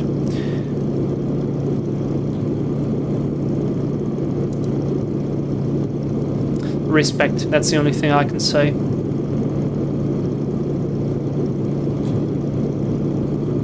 As well, today I guess we got too much. Very used to the magenta line, and magenta line to us is something given. That's 100%, like it's always been there and available to us, and in reality is not like it. And sometimes I think it's good to make this sort of flights as well. Exactly what you said. It puts things into perspective, and you actually kind of respect the technology and the advancements. Right, so how much time did it already pass? 6.5 minutes. We needed 9. I need to check the chart. Let's see. We are coming from Bad Huddersfield. No, never mind. We're going from Alsfeld. And here's the cross. Yeah, we're passing here, so we should be arriving very shortly to where we need. 070. Let's keep an eye out for the runway.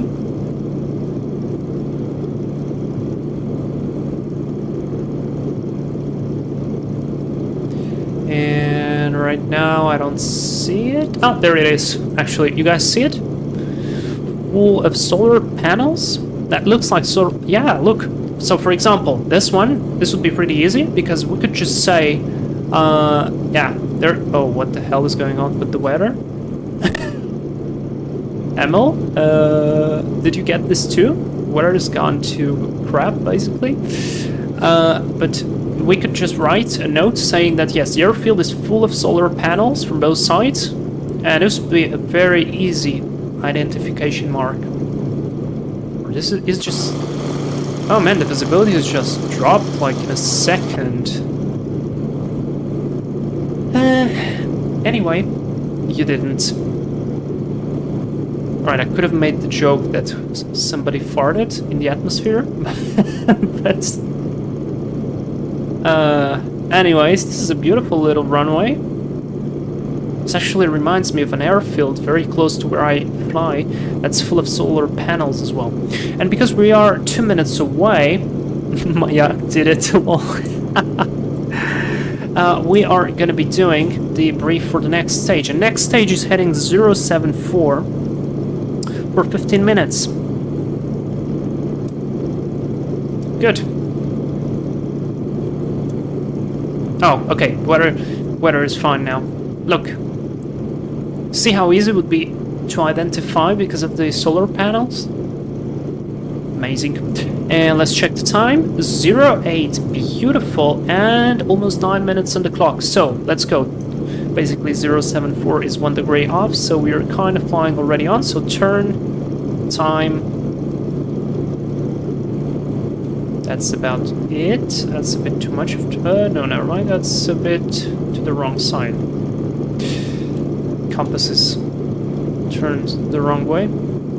So you need to compensate. There we go. 074. Turn time, twist, throttle talk. And complete the nav log now. Because we crossed it at 08. So where's paint? Paint. So there we go. Actual time of arrival, 08. Cross this one. So next time for 15 minutes, that's +5 is going to be 23. 1723. I hope you understand what I'm writing here.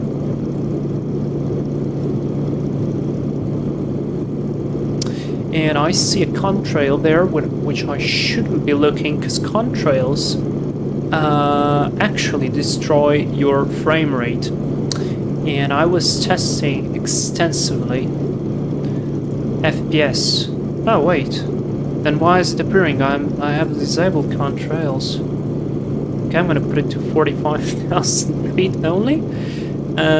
Contrails destroy your frame rates, and disabling them actually helped me a lot. So Emil, if you have any problems with frame rates, and I really don't give a damn about contrails, just disable the damn contrails, and you're gonna have a boost of about 5 FPS, which is significant for me as I stream. And right now we're sitting at 37, 36. Looks good.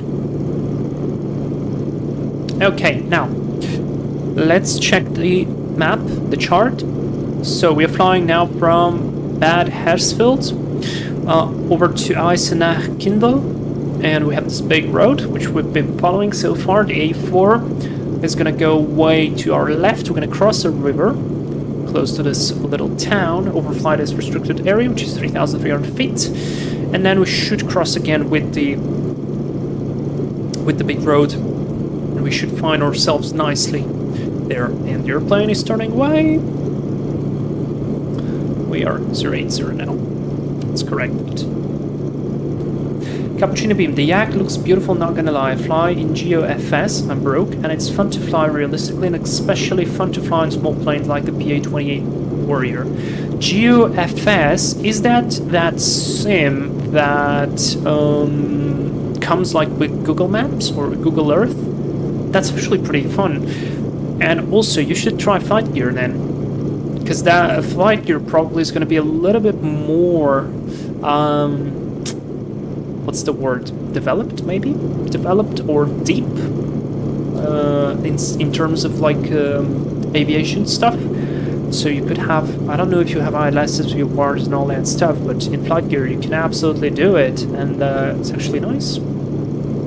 So now we're descending a bit. So let's correct that. Flying to heading 074, 070 now. It's correct for 074. Basically, there you go. See, we're using the compass as our main source. It's fine. It's only annoying that we have to look at it because it's small and located not in front of us, but a little bit to the side.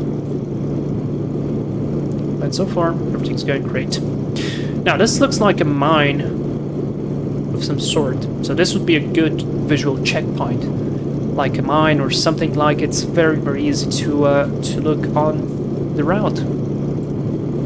So just to make sure here I have everything ready.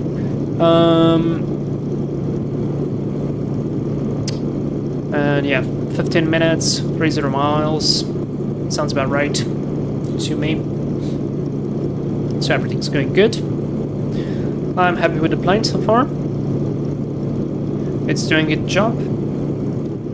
And it's going where we want, so let's do an outside look.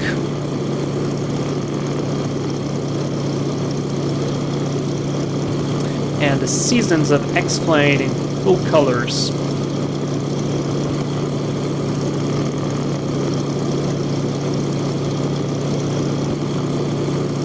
Looks nice. Alright, so how are we doing on heading? Heading is good. Slightly descending still, but that's alright. Compensated with that. That's a mine 100%.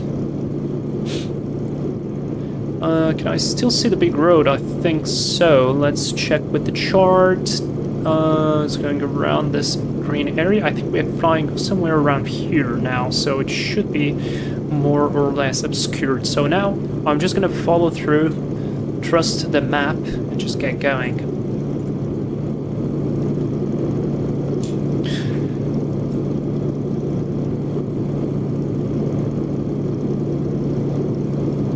Clear, if you can do a flight on A320 in Flight Gear, basically got a free crash course on airliner flying. There you go. And I think they actually developed a pretty good and pretty decent A320.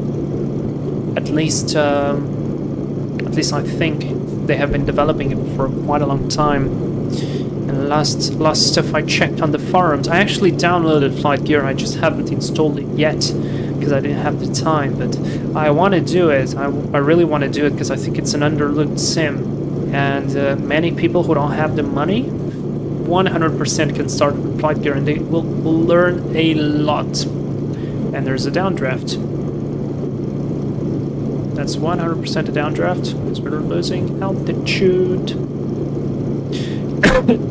Sorry. And also, what we are probably, or we actually should be doing, is updating the QNH, because we went quite a bit away from the airfield already, and probably it's a good time to check the area QNH. So, the QNH would be given to us by the flight information, but because we don't have any ATC, let me actually check, do we have? Oh! Lufthansa 9er, Papa Yankee, good evening, Vladimir. For information, you don't send a flight plan. Hello from Moscow. Who is that? Where it is? Hello, man. Yes, I didn't.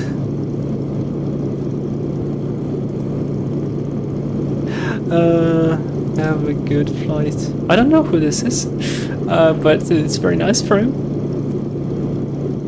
Okay, Yak, this is Emil. If you don't mind, I will depart. Have a good flight. Thanks. Have a good departure. Oh, whoops. Thank you, you too. Awesome, man. I don't know who this is, but it's pretty cool. Alright, 065. We need to go a little bit to the right. So far, so good. And cooler, yeah, A320 is probably the best fully free aircraft experience. That's very good. And I think they got a decent Cessna 172, which is, from the start, is like really enough. Because if you learn to fly the Cessna, if you learn how to trim the aircraft properly, how to hold an altitude, how to hold the speed, how to do an approach, even visually, and then you could start with VOR, ILSs, all that stuff. And then I don't know if they have any Garmin there, probably not, but maybe yes, I am not so sure. But if they would have something like it, then you could do like RNAV flying on the Cessna, which is very capable. Actually, like the Cirrus, now that we're going to talk about the Cirrus, which I feel like it's going to hurt a bit because I'm just looking at this cockpit right now, and it's very basic. I'm not saying it's bad, it's just very basic. And for today's purpose, it's perfect. But the other day I did a instrument flight on the Cirrus, on the sim of course, from Amsterdam to London, Stansted, I guess. Yeah, I think it was. And it was amazing because I did an IFR departure, it was an night flight. IFR departure, autopilot on, did the full departure, direct to final, then with the Garmin G1000. It made the auto-tune of the ILS, it automatically switched to the nav CDI. I just had to press approach, and we were, it was a VNAV descent, so I just had to manage the power on the descent. It did everything by itself. It was a full-blown airliner type of flight, but on the SR-22, and it went down until minimums. The visibility and the ceiling was pretty low in Stansted, and I landed like nothing, and it was brilliant. It was really nice. Alright, 9.5 minutes, so we should be somewhere around here, probably. I will be looking for maybe a city in front of me. Yep, there it is. Now I can see the big road from far away. I guess it's going there. Yep, you see there? That's the big road.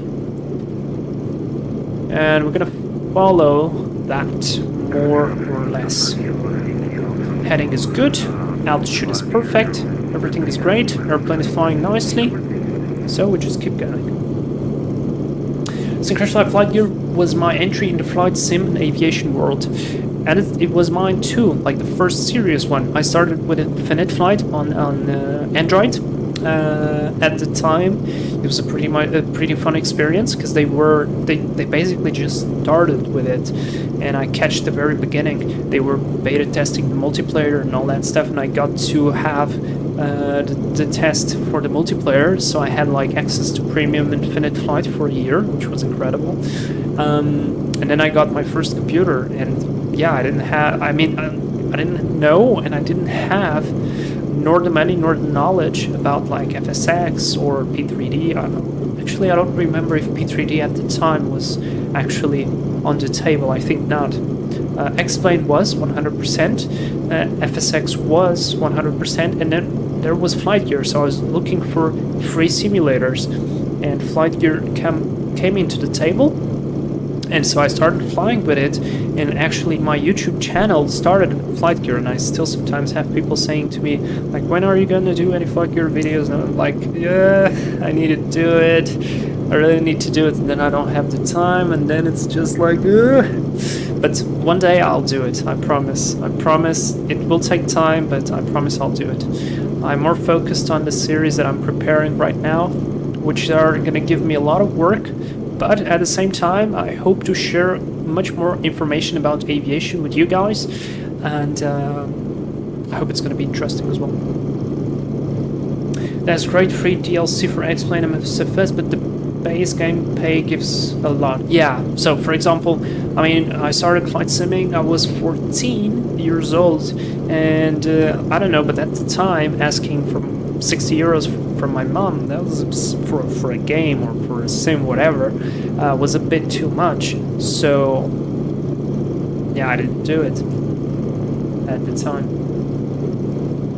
Like your aircraft are free at all levels. Yeah, absolutely. Flight Gear. No, I have very good feelings about Flight Gear.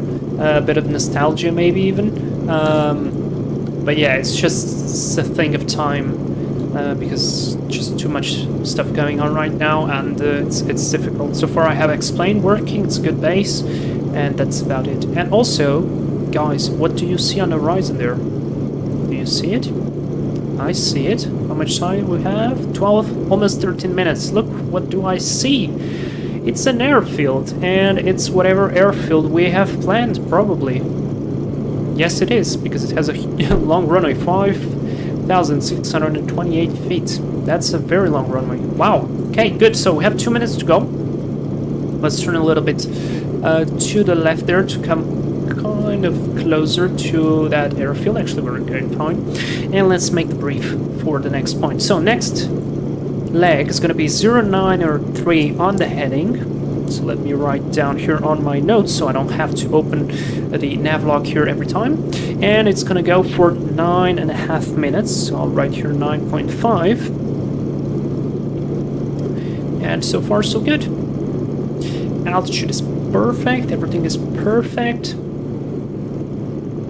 Synchronous flyer, do you actually like remember anything? Because well, because we're doing your request for this flight. Is it something similar that you experienced, or I don't know? It's just curiosity. If you don't want to answer it, it's totally fine.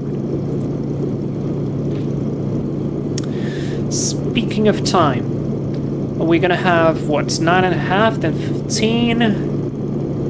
Then 11, 20, 3.4, so this is roughly 23, 44, 49, 59, 1 hour and 8 minutes to go until our destination. Oh, good. Oh man, this is a long runway compared to those other two aerodromes that we flew by. Also, the sunshades work on the Yak. It's very nicely modeled. I'd love to see more updates on this airplane, maybe regarding some texturing. I mean, the texturing is perfect, but maybe some systems, I don't know, maybe sounds could be somewhere just a tiny bit better, but overall it's fantastic. Oh, look. No, the runway is active, but that threshold is closed, and that taxi area as well. Okay, what's the time? 15 minutes. Beautiful. What's the time on the clock? 18:23. 23 minutes we crossed, so let's go. Turn, heading 0903. Turn time, let's reset this.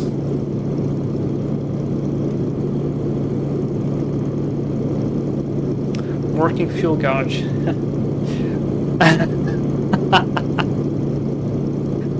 Oh yeah. I get it. Very nice. Oops. So 0903, that's what we want. For 9.5 minutes.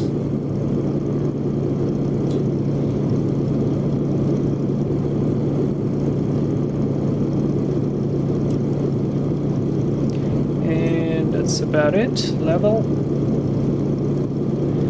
Brilliant. That's roughly it. Very good. So just fly straight now. Let's come into our nav log. And we arrived at 23. Yep, I put the time, actual time of arrival 23.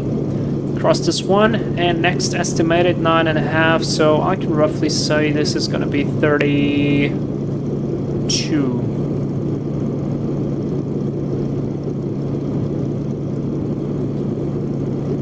Good stuff.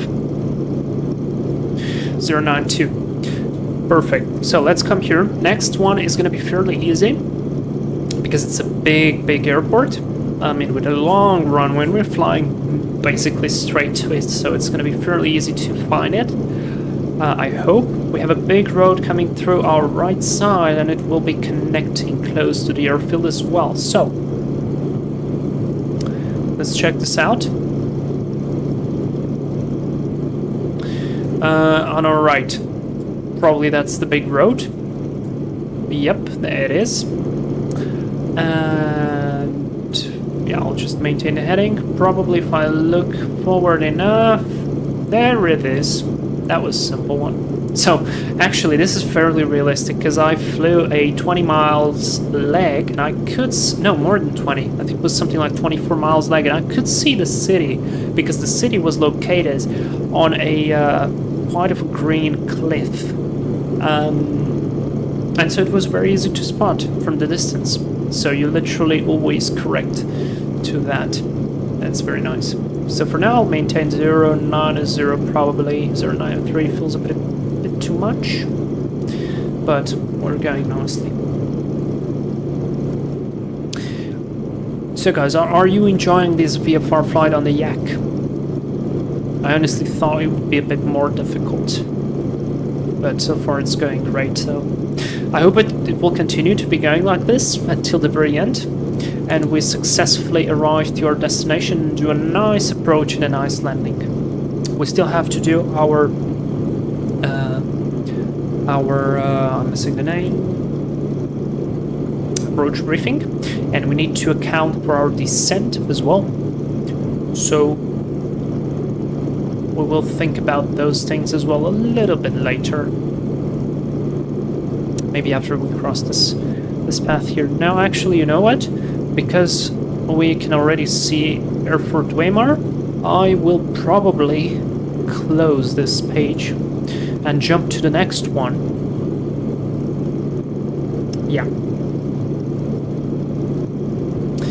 And jump to the next one.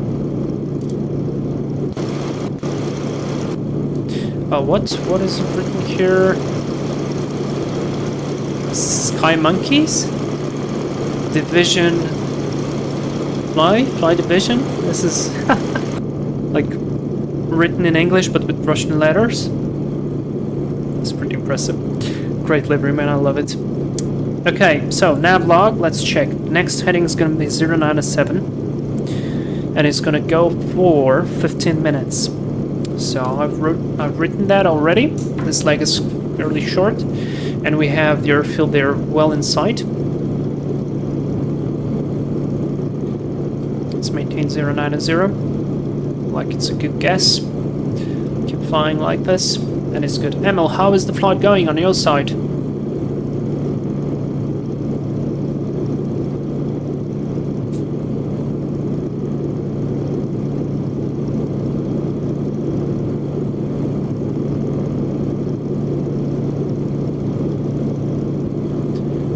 Kind of worried about this one. This is the oil pressure. It's just a tad high, maybe, but it's I mean, it's steady.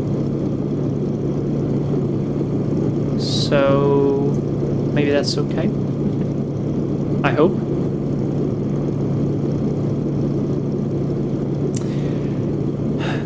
Syncrush Fire, thanks for doing this. I learned so much today. You're welcome, man. And it's actually good practice. It's, I mean, look, what I'm doing right now, right here, I would be doing exactly one-to-one in real life. Absolutely the same.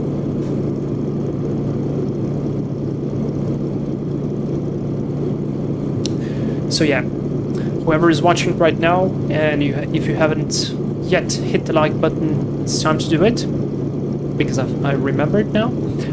And if you haven't joined the channel as a subscriber, definitely do. And join on our adventures. We have more to come, absolutely. Oh, and speaking about more to come, Synchro Flyer, you remember that plane that I sent you, the SF-260, the Marchetti, I guess, Marchetti, that's the Italian one. I'm gonna get that plane, and we are gonna do some flying with it as well, because, man, it is fast, 180 knots. I mean, right now we're flying 124, that's faster than a Cessna 172. Cirrus at this altitude would give us 154 of true airspeed, which is, I mean, it's pretty good. Like, very good. But then, like, cruising at 180, man, that will be quite incredible. So I'm looking to get that plane. Probably will take a while to get it. I think the next sale for X-Plane is going to be Black Friday, so that's the end of the next month. And yeah, the 321 is going to come first, because I really want the 321. I'm going to fly some RNAV approaches there. I want to feel and see the new updated FMS, because I've only had the 319, so yeah. So I feel like every heading I take, basically it's roughly 2 or 3 degrees too much, so probably the wind is not as strong here on X-Plane. Man, this city is quite significant, and the runway is pointing exactly to the center of the city. It's probably quite a nice approach there. Alright, so we required 9.5 minutes. We are roughly, yeah, we're reaching 8, so this is good. Reaching 8 minutes. Look at the big road there. Let's see, next, what references do we have? We have another road, which we're gonna approach very closely there. We have a VOR, but we can't use it because we don't have a VOR. And then basically we're gonna cross this area here with a small river and get over to Genesong. I can't pronounce it, I'm terribly sorry. But let me zoom in a little bit more so you guys can see it better.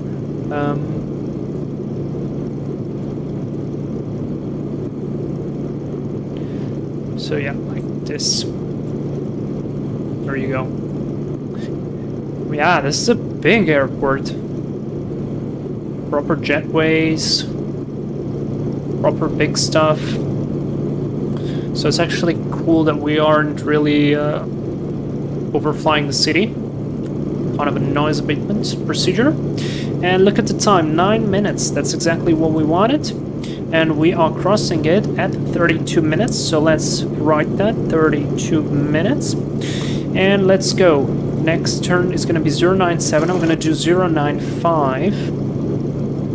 Turn time.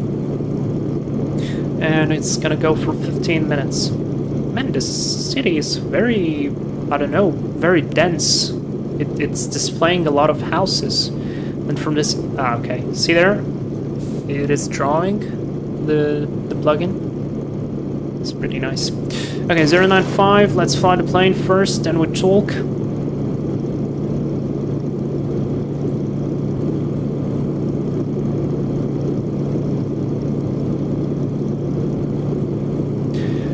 And roughly 095. There we go, that's good enough. Let's go into our logbook, and we reached it at 32. Fantastic. So next point plus 15 minutes is going to be 47. And slowly but surely we are approaching the final, I guess, 3 legs of the flight. Pretty cool. Alright, look, big railway station. Let's check if we have anything on the chart. I can very badly see, but it looks like we do have some railways coming outside from the other way of the city. So the city's here. And it's gonna come more or less, yeah, we're gonna cross with the railway again. But probably the road is gonna be our go-to point, because look, it splits both ways, and this is where the railway will go. So far, so good. But the most easiest is gonna be the big road, which is right here. Fantastic. And there it is. So look where our track goes. We should be a bit to the left of it, and we are now coming almost over it. So let's do a 090 for now.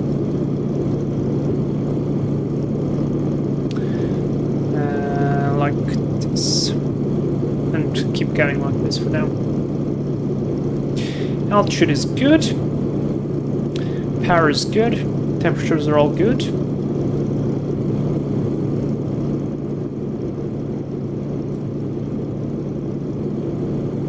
That's a road, that's a road, that's the railway there.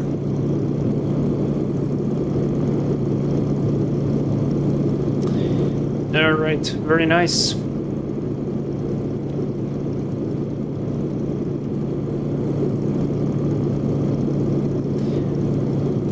Keep a bit straight. Yeah. Good stuff, let's check again. So then we cross that. There will be a railway interception there. There's probably a city with a station, so this one is good. We should overfly it. And then over to whatever we need.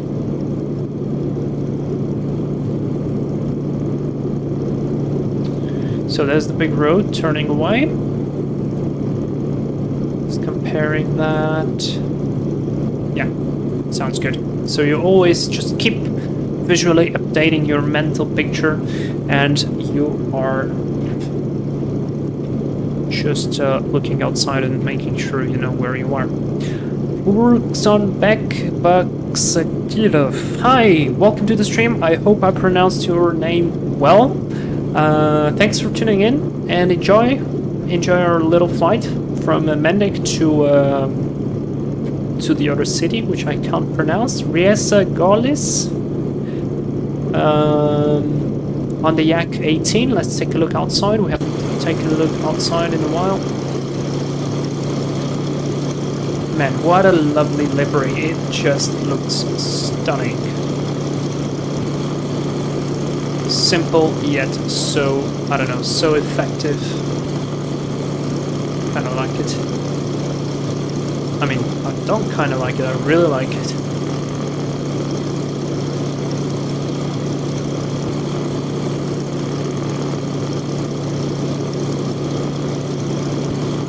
We're turning a bit to the left,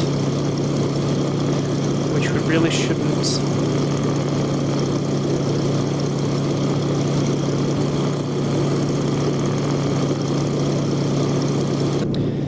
Bloody brilliant. Absolutely love it. Alright, let's keep the airplane where we need. It's just like real life. Straight out, check the chart once again. So we're flying right now somewhere along here. Pretty good. Then there is definitely some terrain. Speaking of terrain, that's another thing that we could plan for.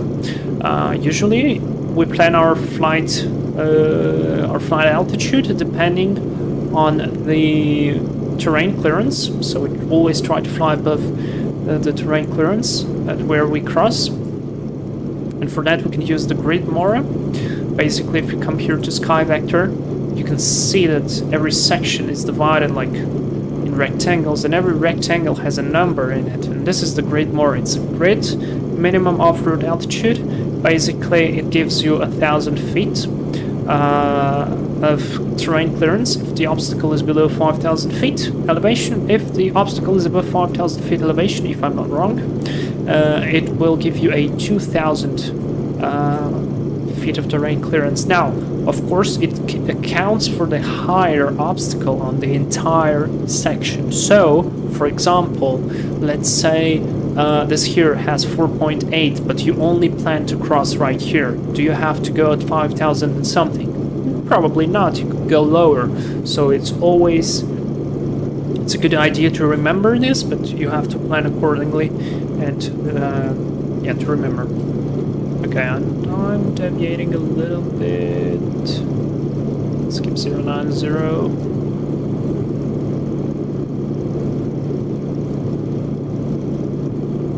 Keep flying straight. It's pretty good. Okay, we should have a river. You guys remember I spoke about a river? There it is, the river. So I think this is probably the terrain we are looking at. This is some sort of city where we should have a train junction. Now, I'd love to see some oh, look, there's an aerodrome. Smaller one. Now, let's use this to locate ourselves. Probably we're looking at this one. I guess so. It should have a road crossing over it, and yep, look, there's the road coming to the left and the other one to the north. So this is a good checkpoint to know that we are actually on the route and in good location. Fantastic, and it looks beautiful, this small airfield as well. Now, what I wanted to find is the railroad, which is this the railroad? Yes, I guess so. So here is the rail tracks.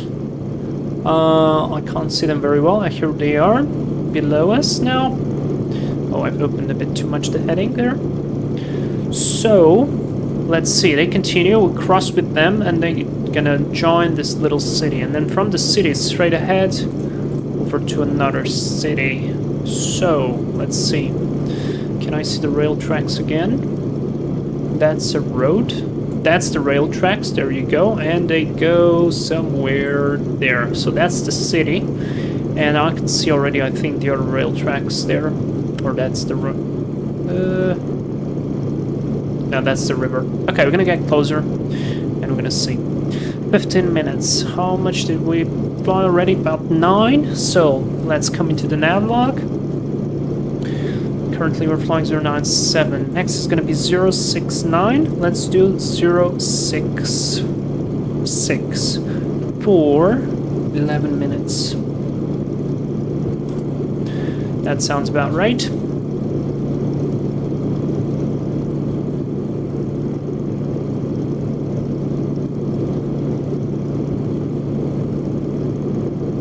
Looking great so far.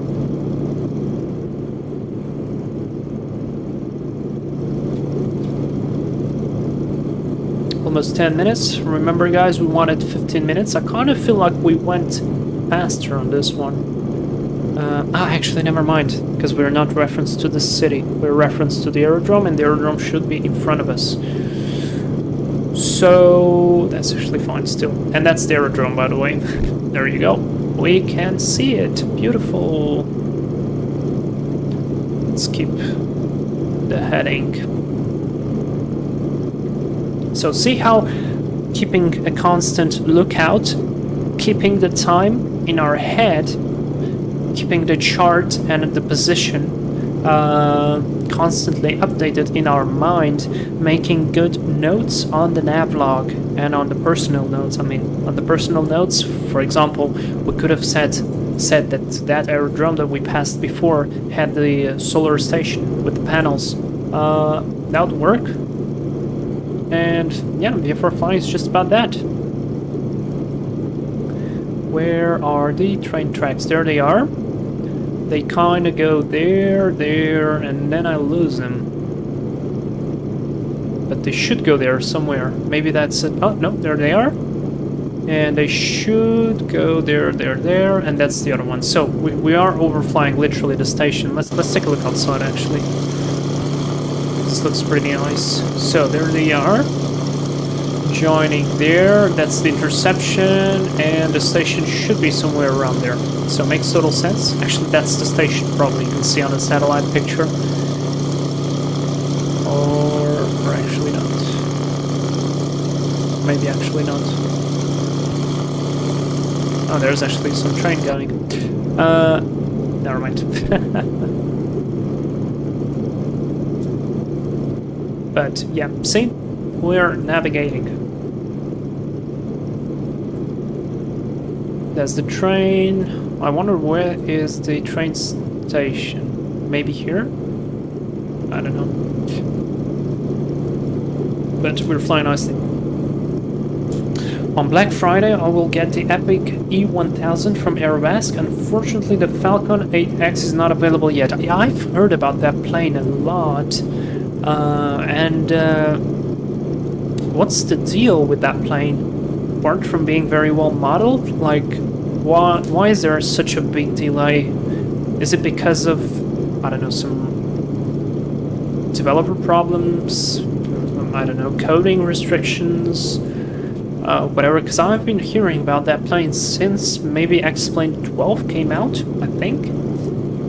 And a lot of people want that plane, but it's not being released. There's the airfield.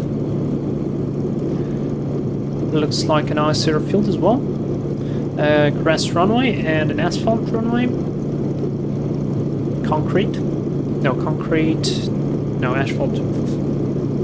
I don't know what's wrong at the moment. Okay, yeah, but I've heard about that plane for a while.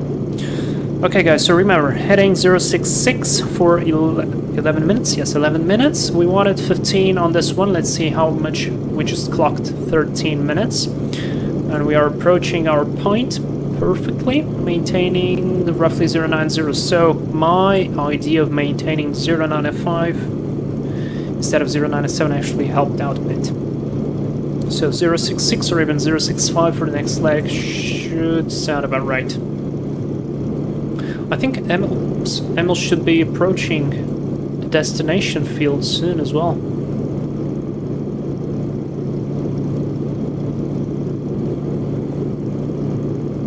But the fuel gauge is definitely working. It's definitely decreasing. So I just want to understand what is it indicating, because liters is a little bit weird. I mean, not weird, but yeah, the numbers that are there. And there we go. Let's see what time is it. 47 minutes. So 47 minutes. I took the note. And let's go. 066 turn. Time. Reset the timer. Yeah, this one probably is a bit quicker. We want 066 or 065.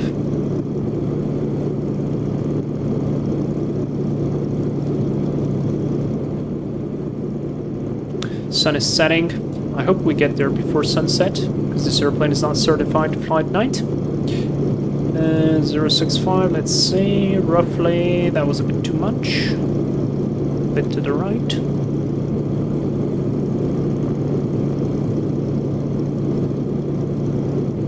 About there. Wings leveled 064, I'll take that. And let's go into the nav log. Once again, we arrived at 47, so that's 1 minute quicker. 47. And that's the time we were expecting, so perfect. 47 plus 11 is gonna be 58. So actually that was the right time. 58. Cross this one. Excellent. Continue with the journey. And let's locate ourselves. Now, so we cross this one. We're gonna have to cross a big road. And this is gonna be pretty much... Okay, we have this road here coming out, which I guess is gonna be this one, which is coming. I can see the big road.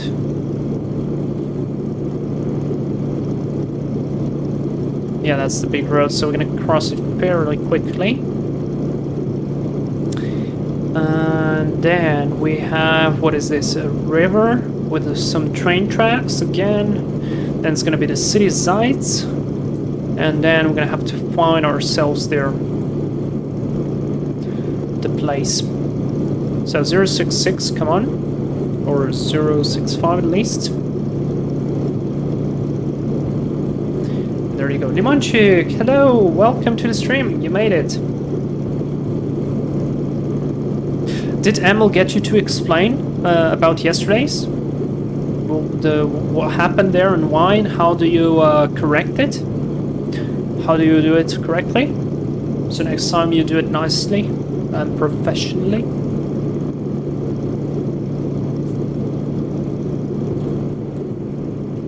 Where's the sun?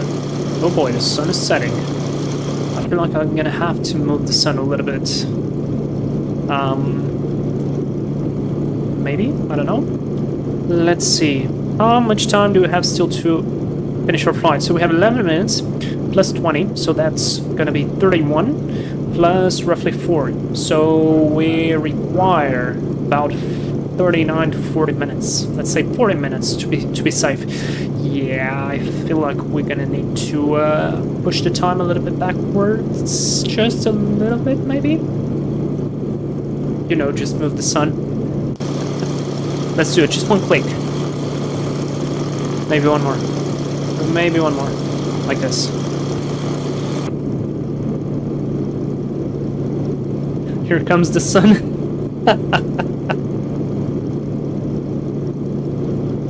Alright, heading is good. Power is good. Man, I've trimmed the airplane pretty nicely. It's flying good. I mean, I'm happy with it. If we would be flying on the Cirrus, I would probably take the autopilot and fly it on the autopilot. But honestly, this is... I mean, I'm flying with one finger only.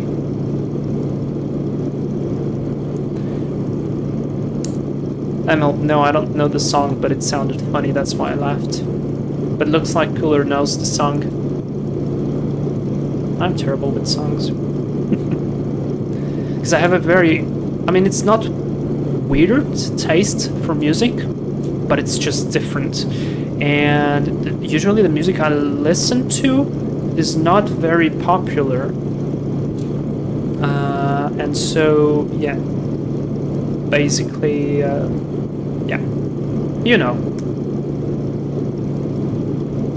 Or like my biology professor said, turn off the sun, please. No idea.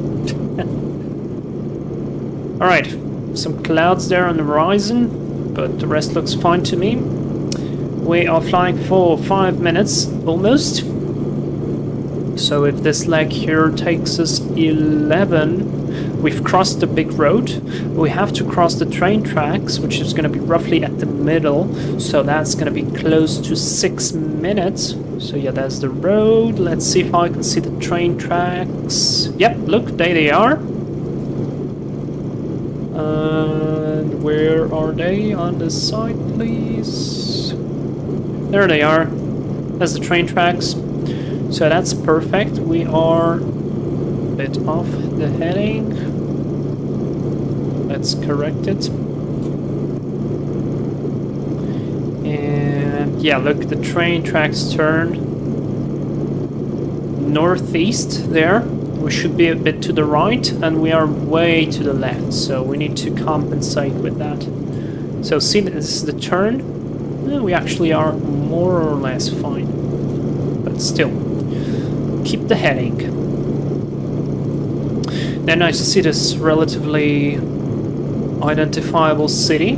This is probably Zeitz, and close to Zeitz should be our aerodrome. The train tracks go there. Absolutely, they go there exactly. And if I use my zoom ability, there they go. They split there. Fantastic. That's exactly what we need. And because they split there, that means it's sides, and we can just continue onwards and find Sprossen. Now, because we are not too far away, let's go into our nav log and see again. Next heading 070. So let's do 066 actually, maybe, or 067. Let's do 067 on this one.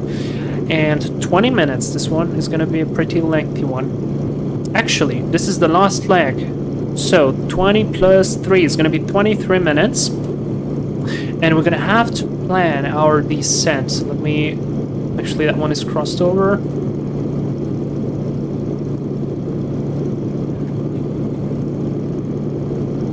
And 066, we're flying nicely.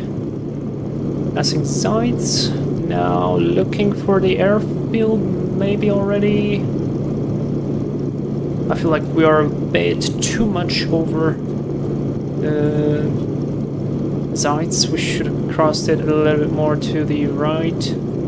So maybe the airfield is slightly more to this side here. The sun glare doesn't help a lot, but it's actually pretty much realistic.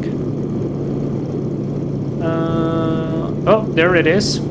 See, I was right. There's the airfield, so let's correct ourselves.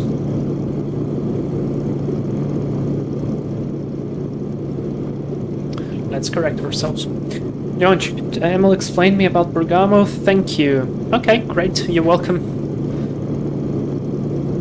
You did a good decision of going around twice. I mean, that was fair. You didn't force the landing. I respect that very much. And you made a good decision as well to end up landing with an ILS because of those conditions. So, that's pretty good. I lost the airfield again. Ah, there it is. Okay, so let's fly straight now. What is this heading? 07 something. And we are gonna fly next 067. Okay. Good, let's keep flying. What's the time? Time is almost 9 minutes. We wanted 11. Not bad. So far so good, man. This is impressive. The winds are looking actually pretty good. I mean, at least for the ground speed calculation, it's pretty spot on.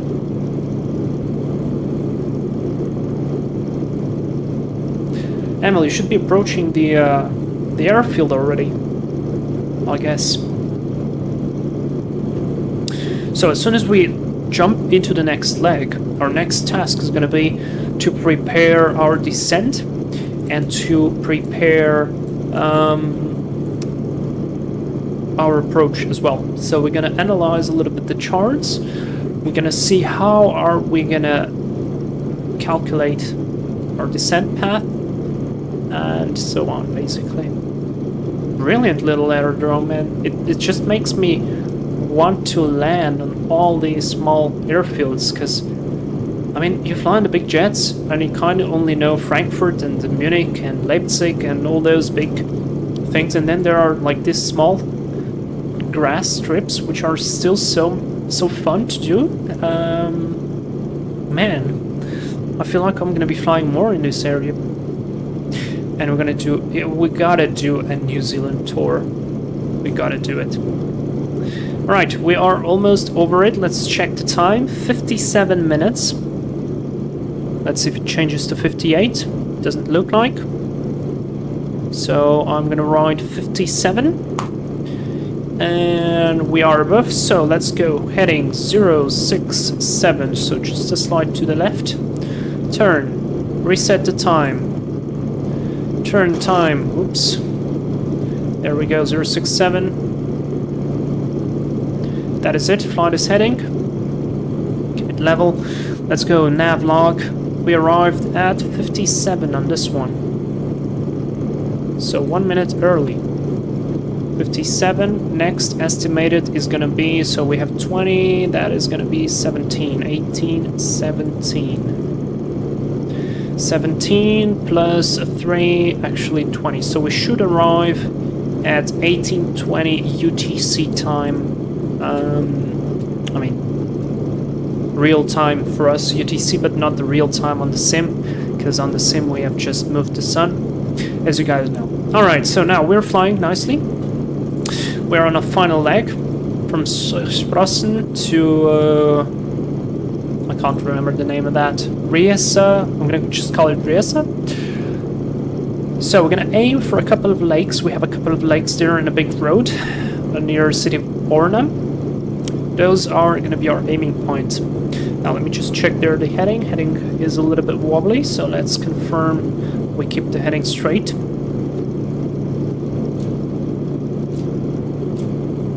Lower the nose just a tad. And we can actually see the lakes pretty well. And this is actually fantastic. Look at the chart, and we should be crossing over this lake, which is slightly I don't know, squeezed. We have big one, big one, big ones pretty much rounded up, and one squeezed. And so if we simply look straight ahead, look, big lake, circle, circle, circle, circle, circle, and there it is, the squeezed one. So far, we're flying perfectly on course, just as we require. And this gives us time to think about other things. So first of all, we need to understand when do we want to descend. Okay, how do we do it? Very simple. Let's go into the charts and let's see what is the altitude of the circuit. The circuit altitude is 1,200 feet MSL. We are now flying at 4,500, so let's say roughly it's going to be 3,500 feet of difference. So if we do a normal descent of minus 500, which is, I guess, roughly minus 2 meters per second, that will give us 7 minutes. So 7 minutes to descend. That means we should start our descent, let's say, 8 minutes from the arrival. So 12 minutes from now. So that's the first part. Then the second one is the wind. I'm just gonna cheat on this because we would contact the AFIS and he would give us the wind, the runway news, and all that good stuff.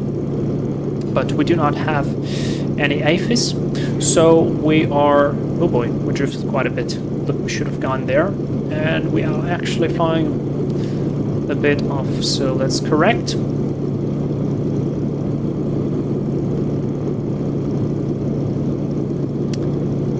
And let's maintain 066, and as we cross the lake we go back to correction, we go 060 now, and as we cross the lake we go back to 066. There we go. So because we don't have an AFIS, we're just going to check here. QNH is 1020, so let's go into the altimeter and set 1020. Oh boy, that's a big difference. 1020. Alright, let's lower up the nose a bit.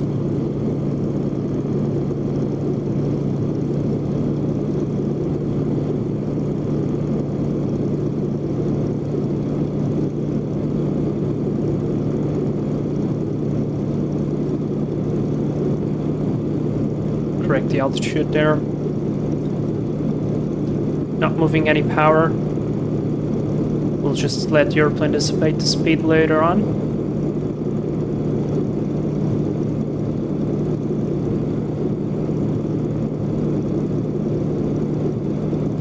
There we go, now just level it off, just hold the attitude there because we have more speed it will want to climb, so we won't allow him to do it until the speed drops back.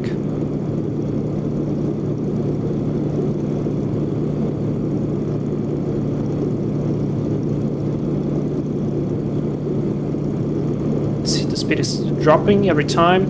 With less speed it wants less to climb. Because with the lift formula, the more speed you have, the more lift you produce. That's why it is important to trim your airplane properly. Actually, right now probably will require a click or two of trim. And there we go, that sounds good. Okay, so almost over the lake, I guess. Let's go back to heading 066.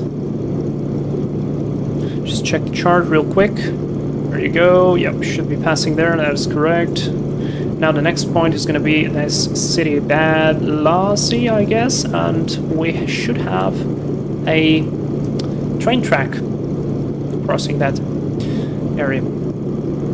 So 12 minutes. We have passed 6, so 6 minutes to our descent. We've already set the QNH.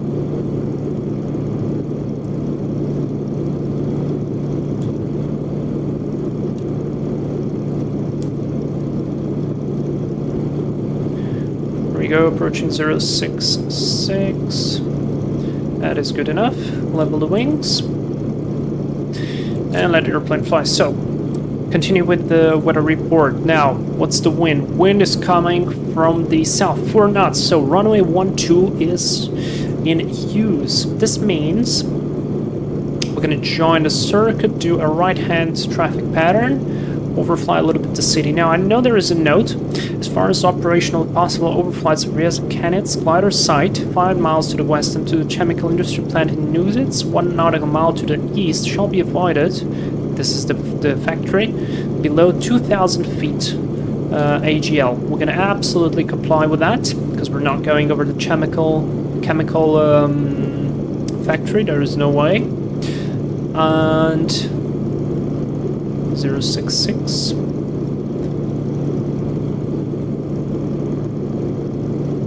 And that is it. So the briefing is going to be very simple. 12 minutes. We start down at roughly minus 2 meter per second descent, which is I think roughly minus 500 feet per minute. Then we're going to descend initially to make sure there is no other traffic. Let's imagine that for some reason Emil wants to do some traffic patterns. We do not descend to circuit altitude before we are sure that it is completely clear. So we descend initially to 1,700 feet, and we keep that altitude, make sure that there is nobody on the traffic pattern.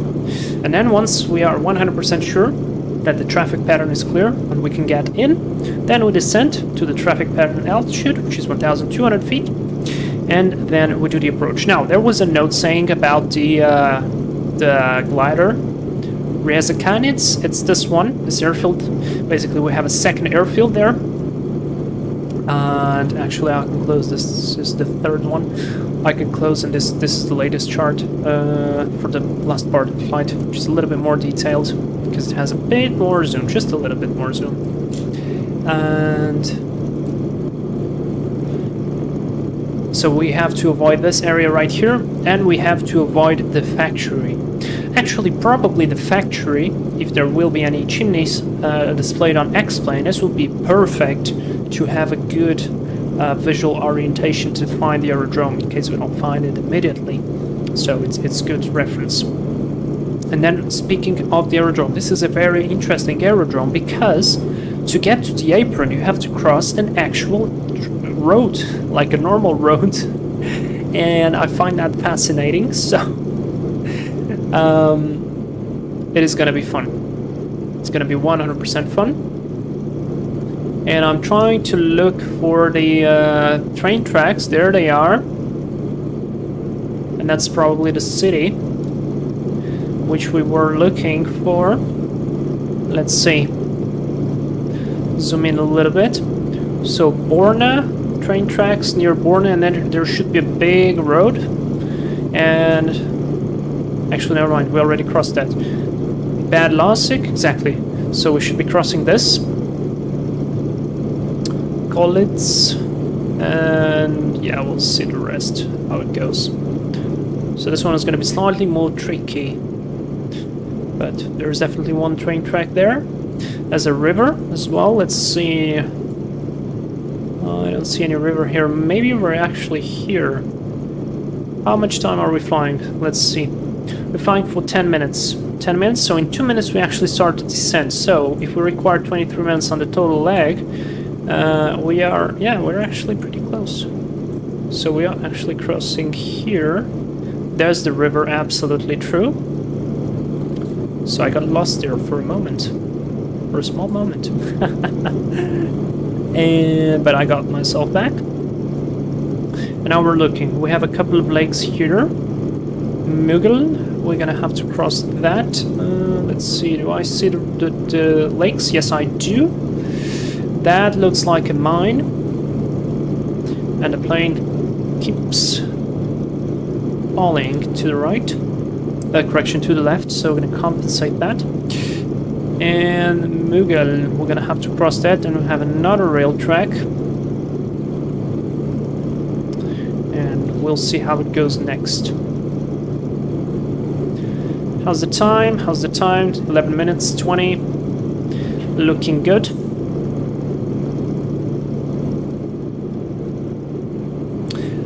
Emil, how's your flight? Are you on the approach already?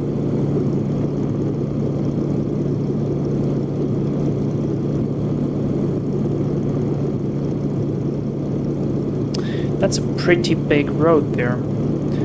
Fine, good heading, 066 now. Altitude is good, everything is good. Let's see, the big road. Aha, it's here. So exactly, top of the sand. Now I have to cross the big road. Fantastic. And then next is gonna come the train tracks. And from the road, there should be that city Mughal, which is probably right there.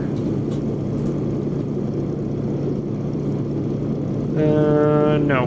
The city's somewhere into the front, because those are the lakes. Can't see the city yet.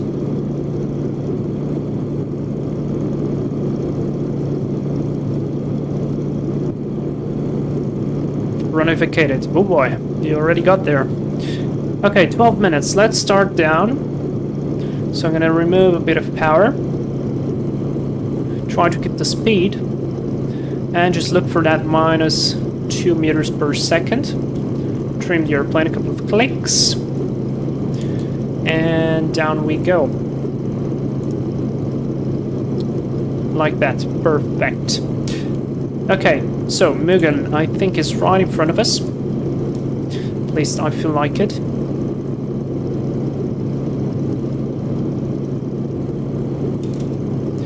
I feel like we're skipping a bit too much to the left, because we should keep to the right of that city. So let's correct ourselves and keep navigating.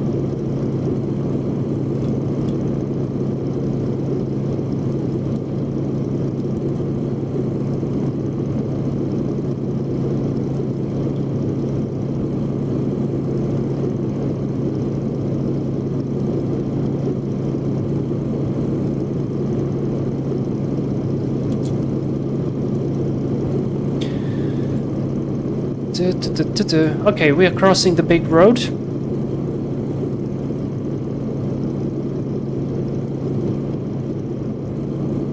There are the lakes. These ones, so we are 100% here.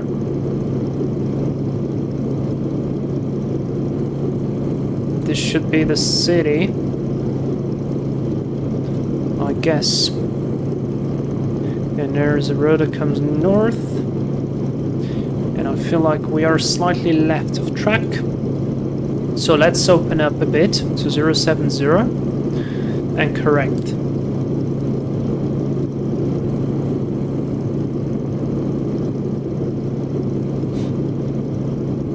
So again, remember, initially we wanted to send to 1,700. Actually, right now, ML has already reported the runway is vacated, so we could have gone all the way to 1,200 feet, because I'm 100% sure there's nobody else on there. There we go, heading 070, or maybe actually that's Mughal. That looks like slightly bigger city. So I knew this part would be slightly more tricky. So let's try. Let's try to see. Just crossed there. Yeah, probably Mughal is right there, and it should have a big 1, 2 roads and a third one coming down. Yes, it has. So let's go back on track, heading 067. We're not as bad as I thought, so that's actually good. And how's the time? 15 minutes. So we have 5 minutes to destination roughly. That was a bit too much. 066, please.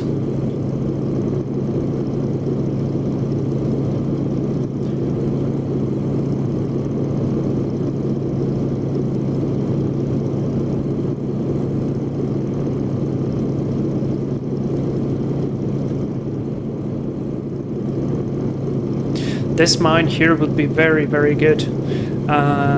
Visual checkpoint. If I would have checked with Google Maps, I actually should have, but because I thought maybe it won't be displayed as good in Google X-Plane, sorry, and it's kind of useless to do it in to actually go and search for it. Now, I'm not seeing any chimneys. Probably because I don't have Europe. No, never mind, I have it. So, I don't know, but we keep flying. 060, a bit to the right. We're looking for the crossing between a big road and a railway, sorry. Railway.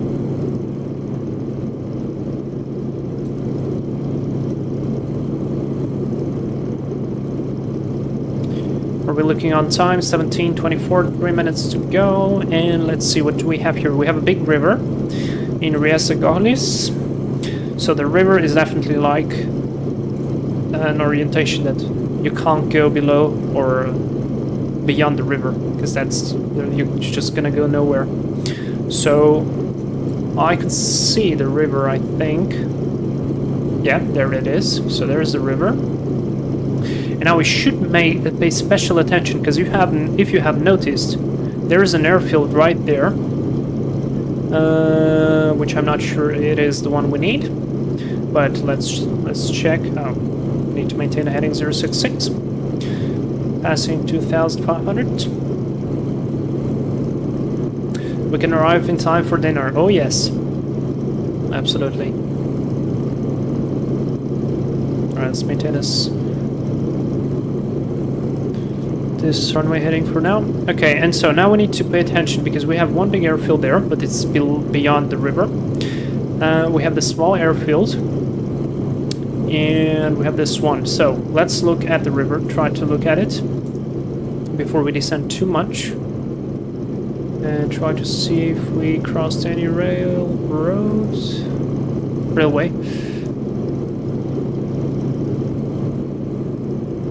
Can't see it now yet. Approaching 2,000 feet. Let's see. There goes the band. There's that one.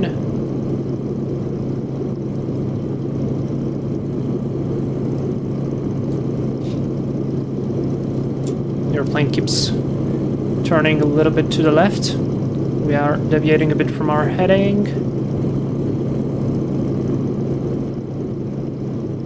And it's getting slightly dark as well.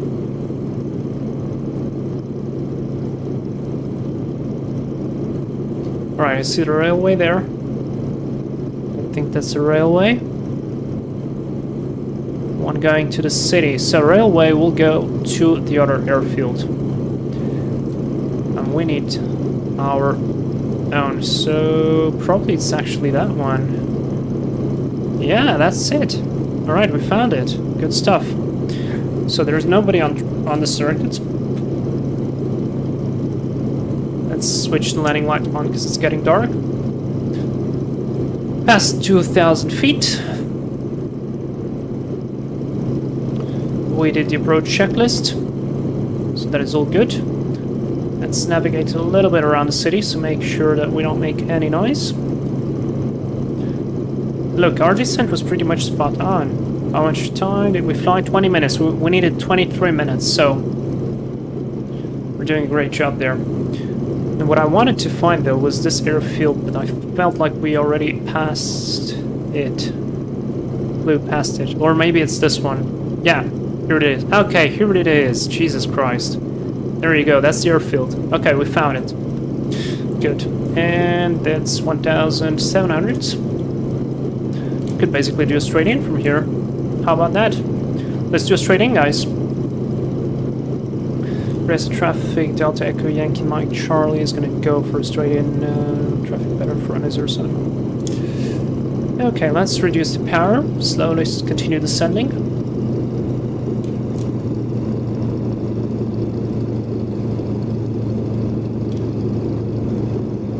Try to not fly the downtown area. I'm going to go prop full forward.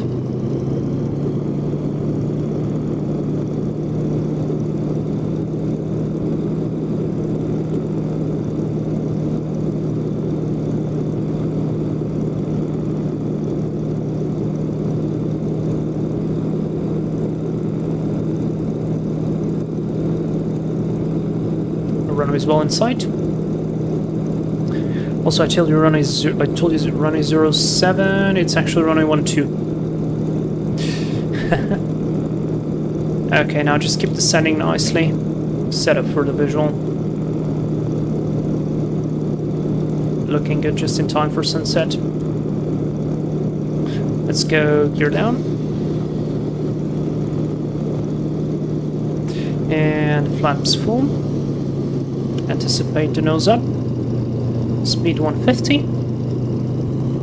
Play with the power. There we go. Gear is down, flaps are down.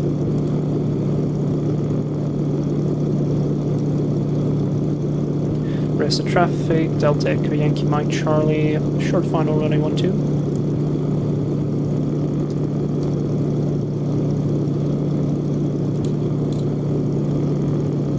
Looking beautiful. ML is not on runway, so that's good. Have a nice grassy runway as an extended centerline. Checking the speed. Speed is a bit low. Correcting that. Want to maintain 150 there. Like that. Perfect. Fantastic. Guys, we do deserve a not a like for that. So whoever is watching, it's now. Hit that like button and subscribe. 150, nice on the center line. Take the power out slowly. Correction, and we are on the ground. Flap up. Now the airplane wants to go sideways. I don't know why, but slowly brake. That was a nice landing. And slowly, slowly, slowly turn. Alright, it's fine. It can take some grass. I thought we would be able to turn there.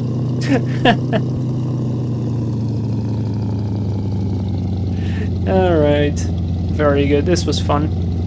Okay, let's go stand by on the transponder. Leave the runway. I don't know why, but see, if I just leave everything, the airplane will crazily bank to the right. I don't like it too much.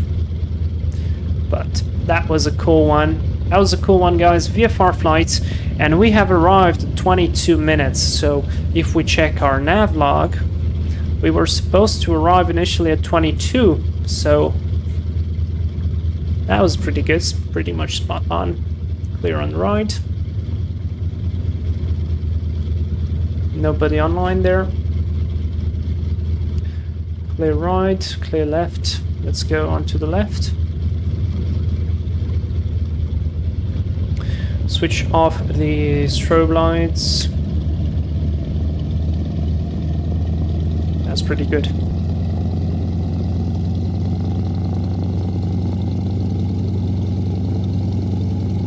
And a generator that only works about a certain amount of power, that's interesting. Alright, I don't know if Emil is still waiting for me there. Probably not. But this was a fantastic flight, I really loved it.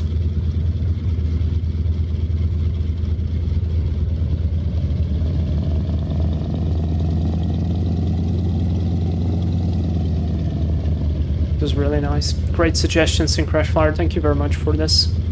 It was very fun, and I hope if you guys saw something new, you learned something, and you enjoyed this content. It's been great. Now, this is the most funniest part. We are gonna cross a literal road. So clear left, clear right. There's Emil. We cross the road. Hello, sir. Or miss. No, that's the miss. And I guess this is Emil. So let me come here a little bit forward. He went into the fuel station. So I'm gonna come here near the Cessna and turn my yak like this. Try not to hit the tail. And stop. Brakes are set. Let's maintain it at 40%.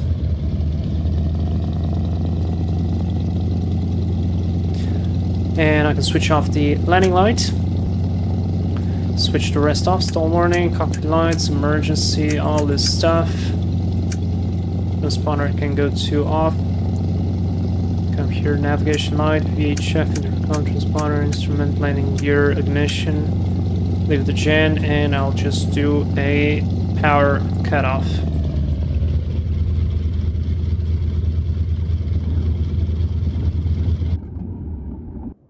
Wait for the engine to stop turning. Seats turning to the left. Switch the magnetos off. So beacon light off. Generator, battery off. Walking brake is set. And let's open the door. Oh boy.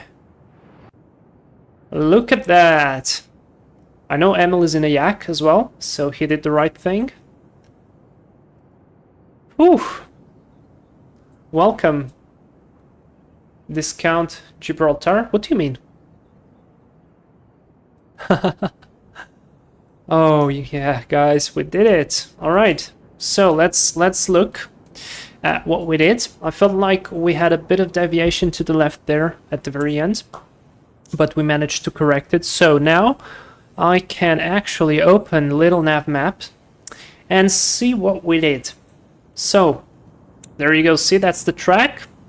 Oh, it actually changes color depending on the altitude. So look, a nice departure outbound.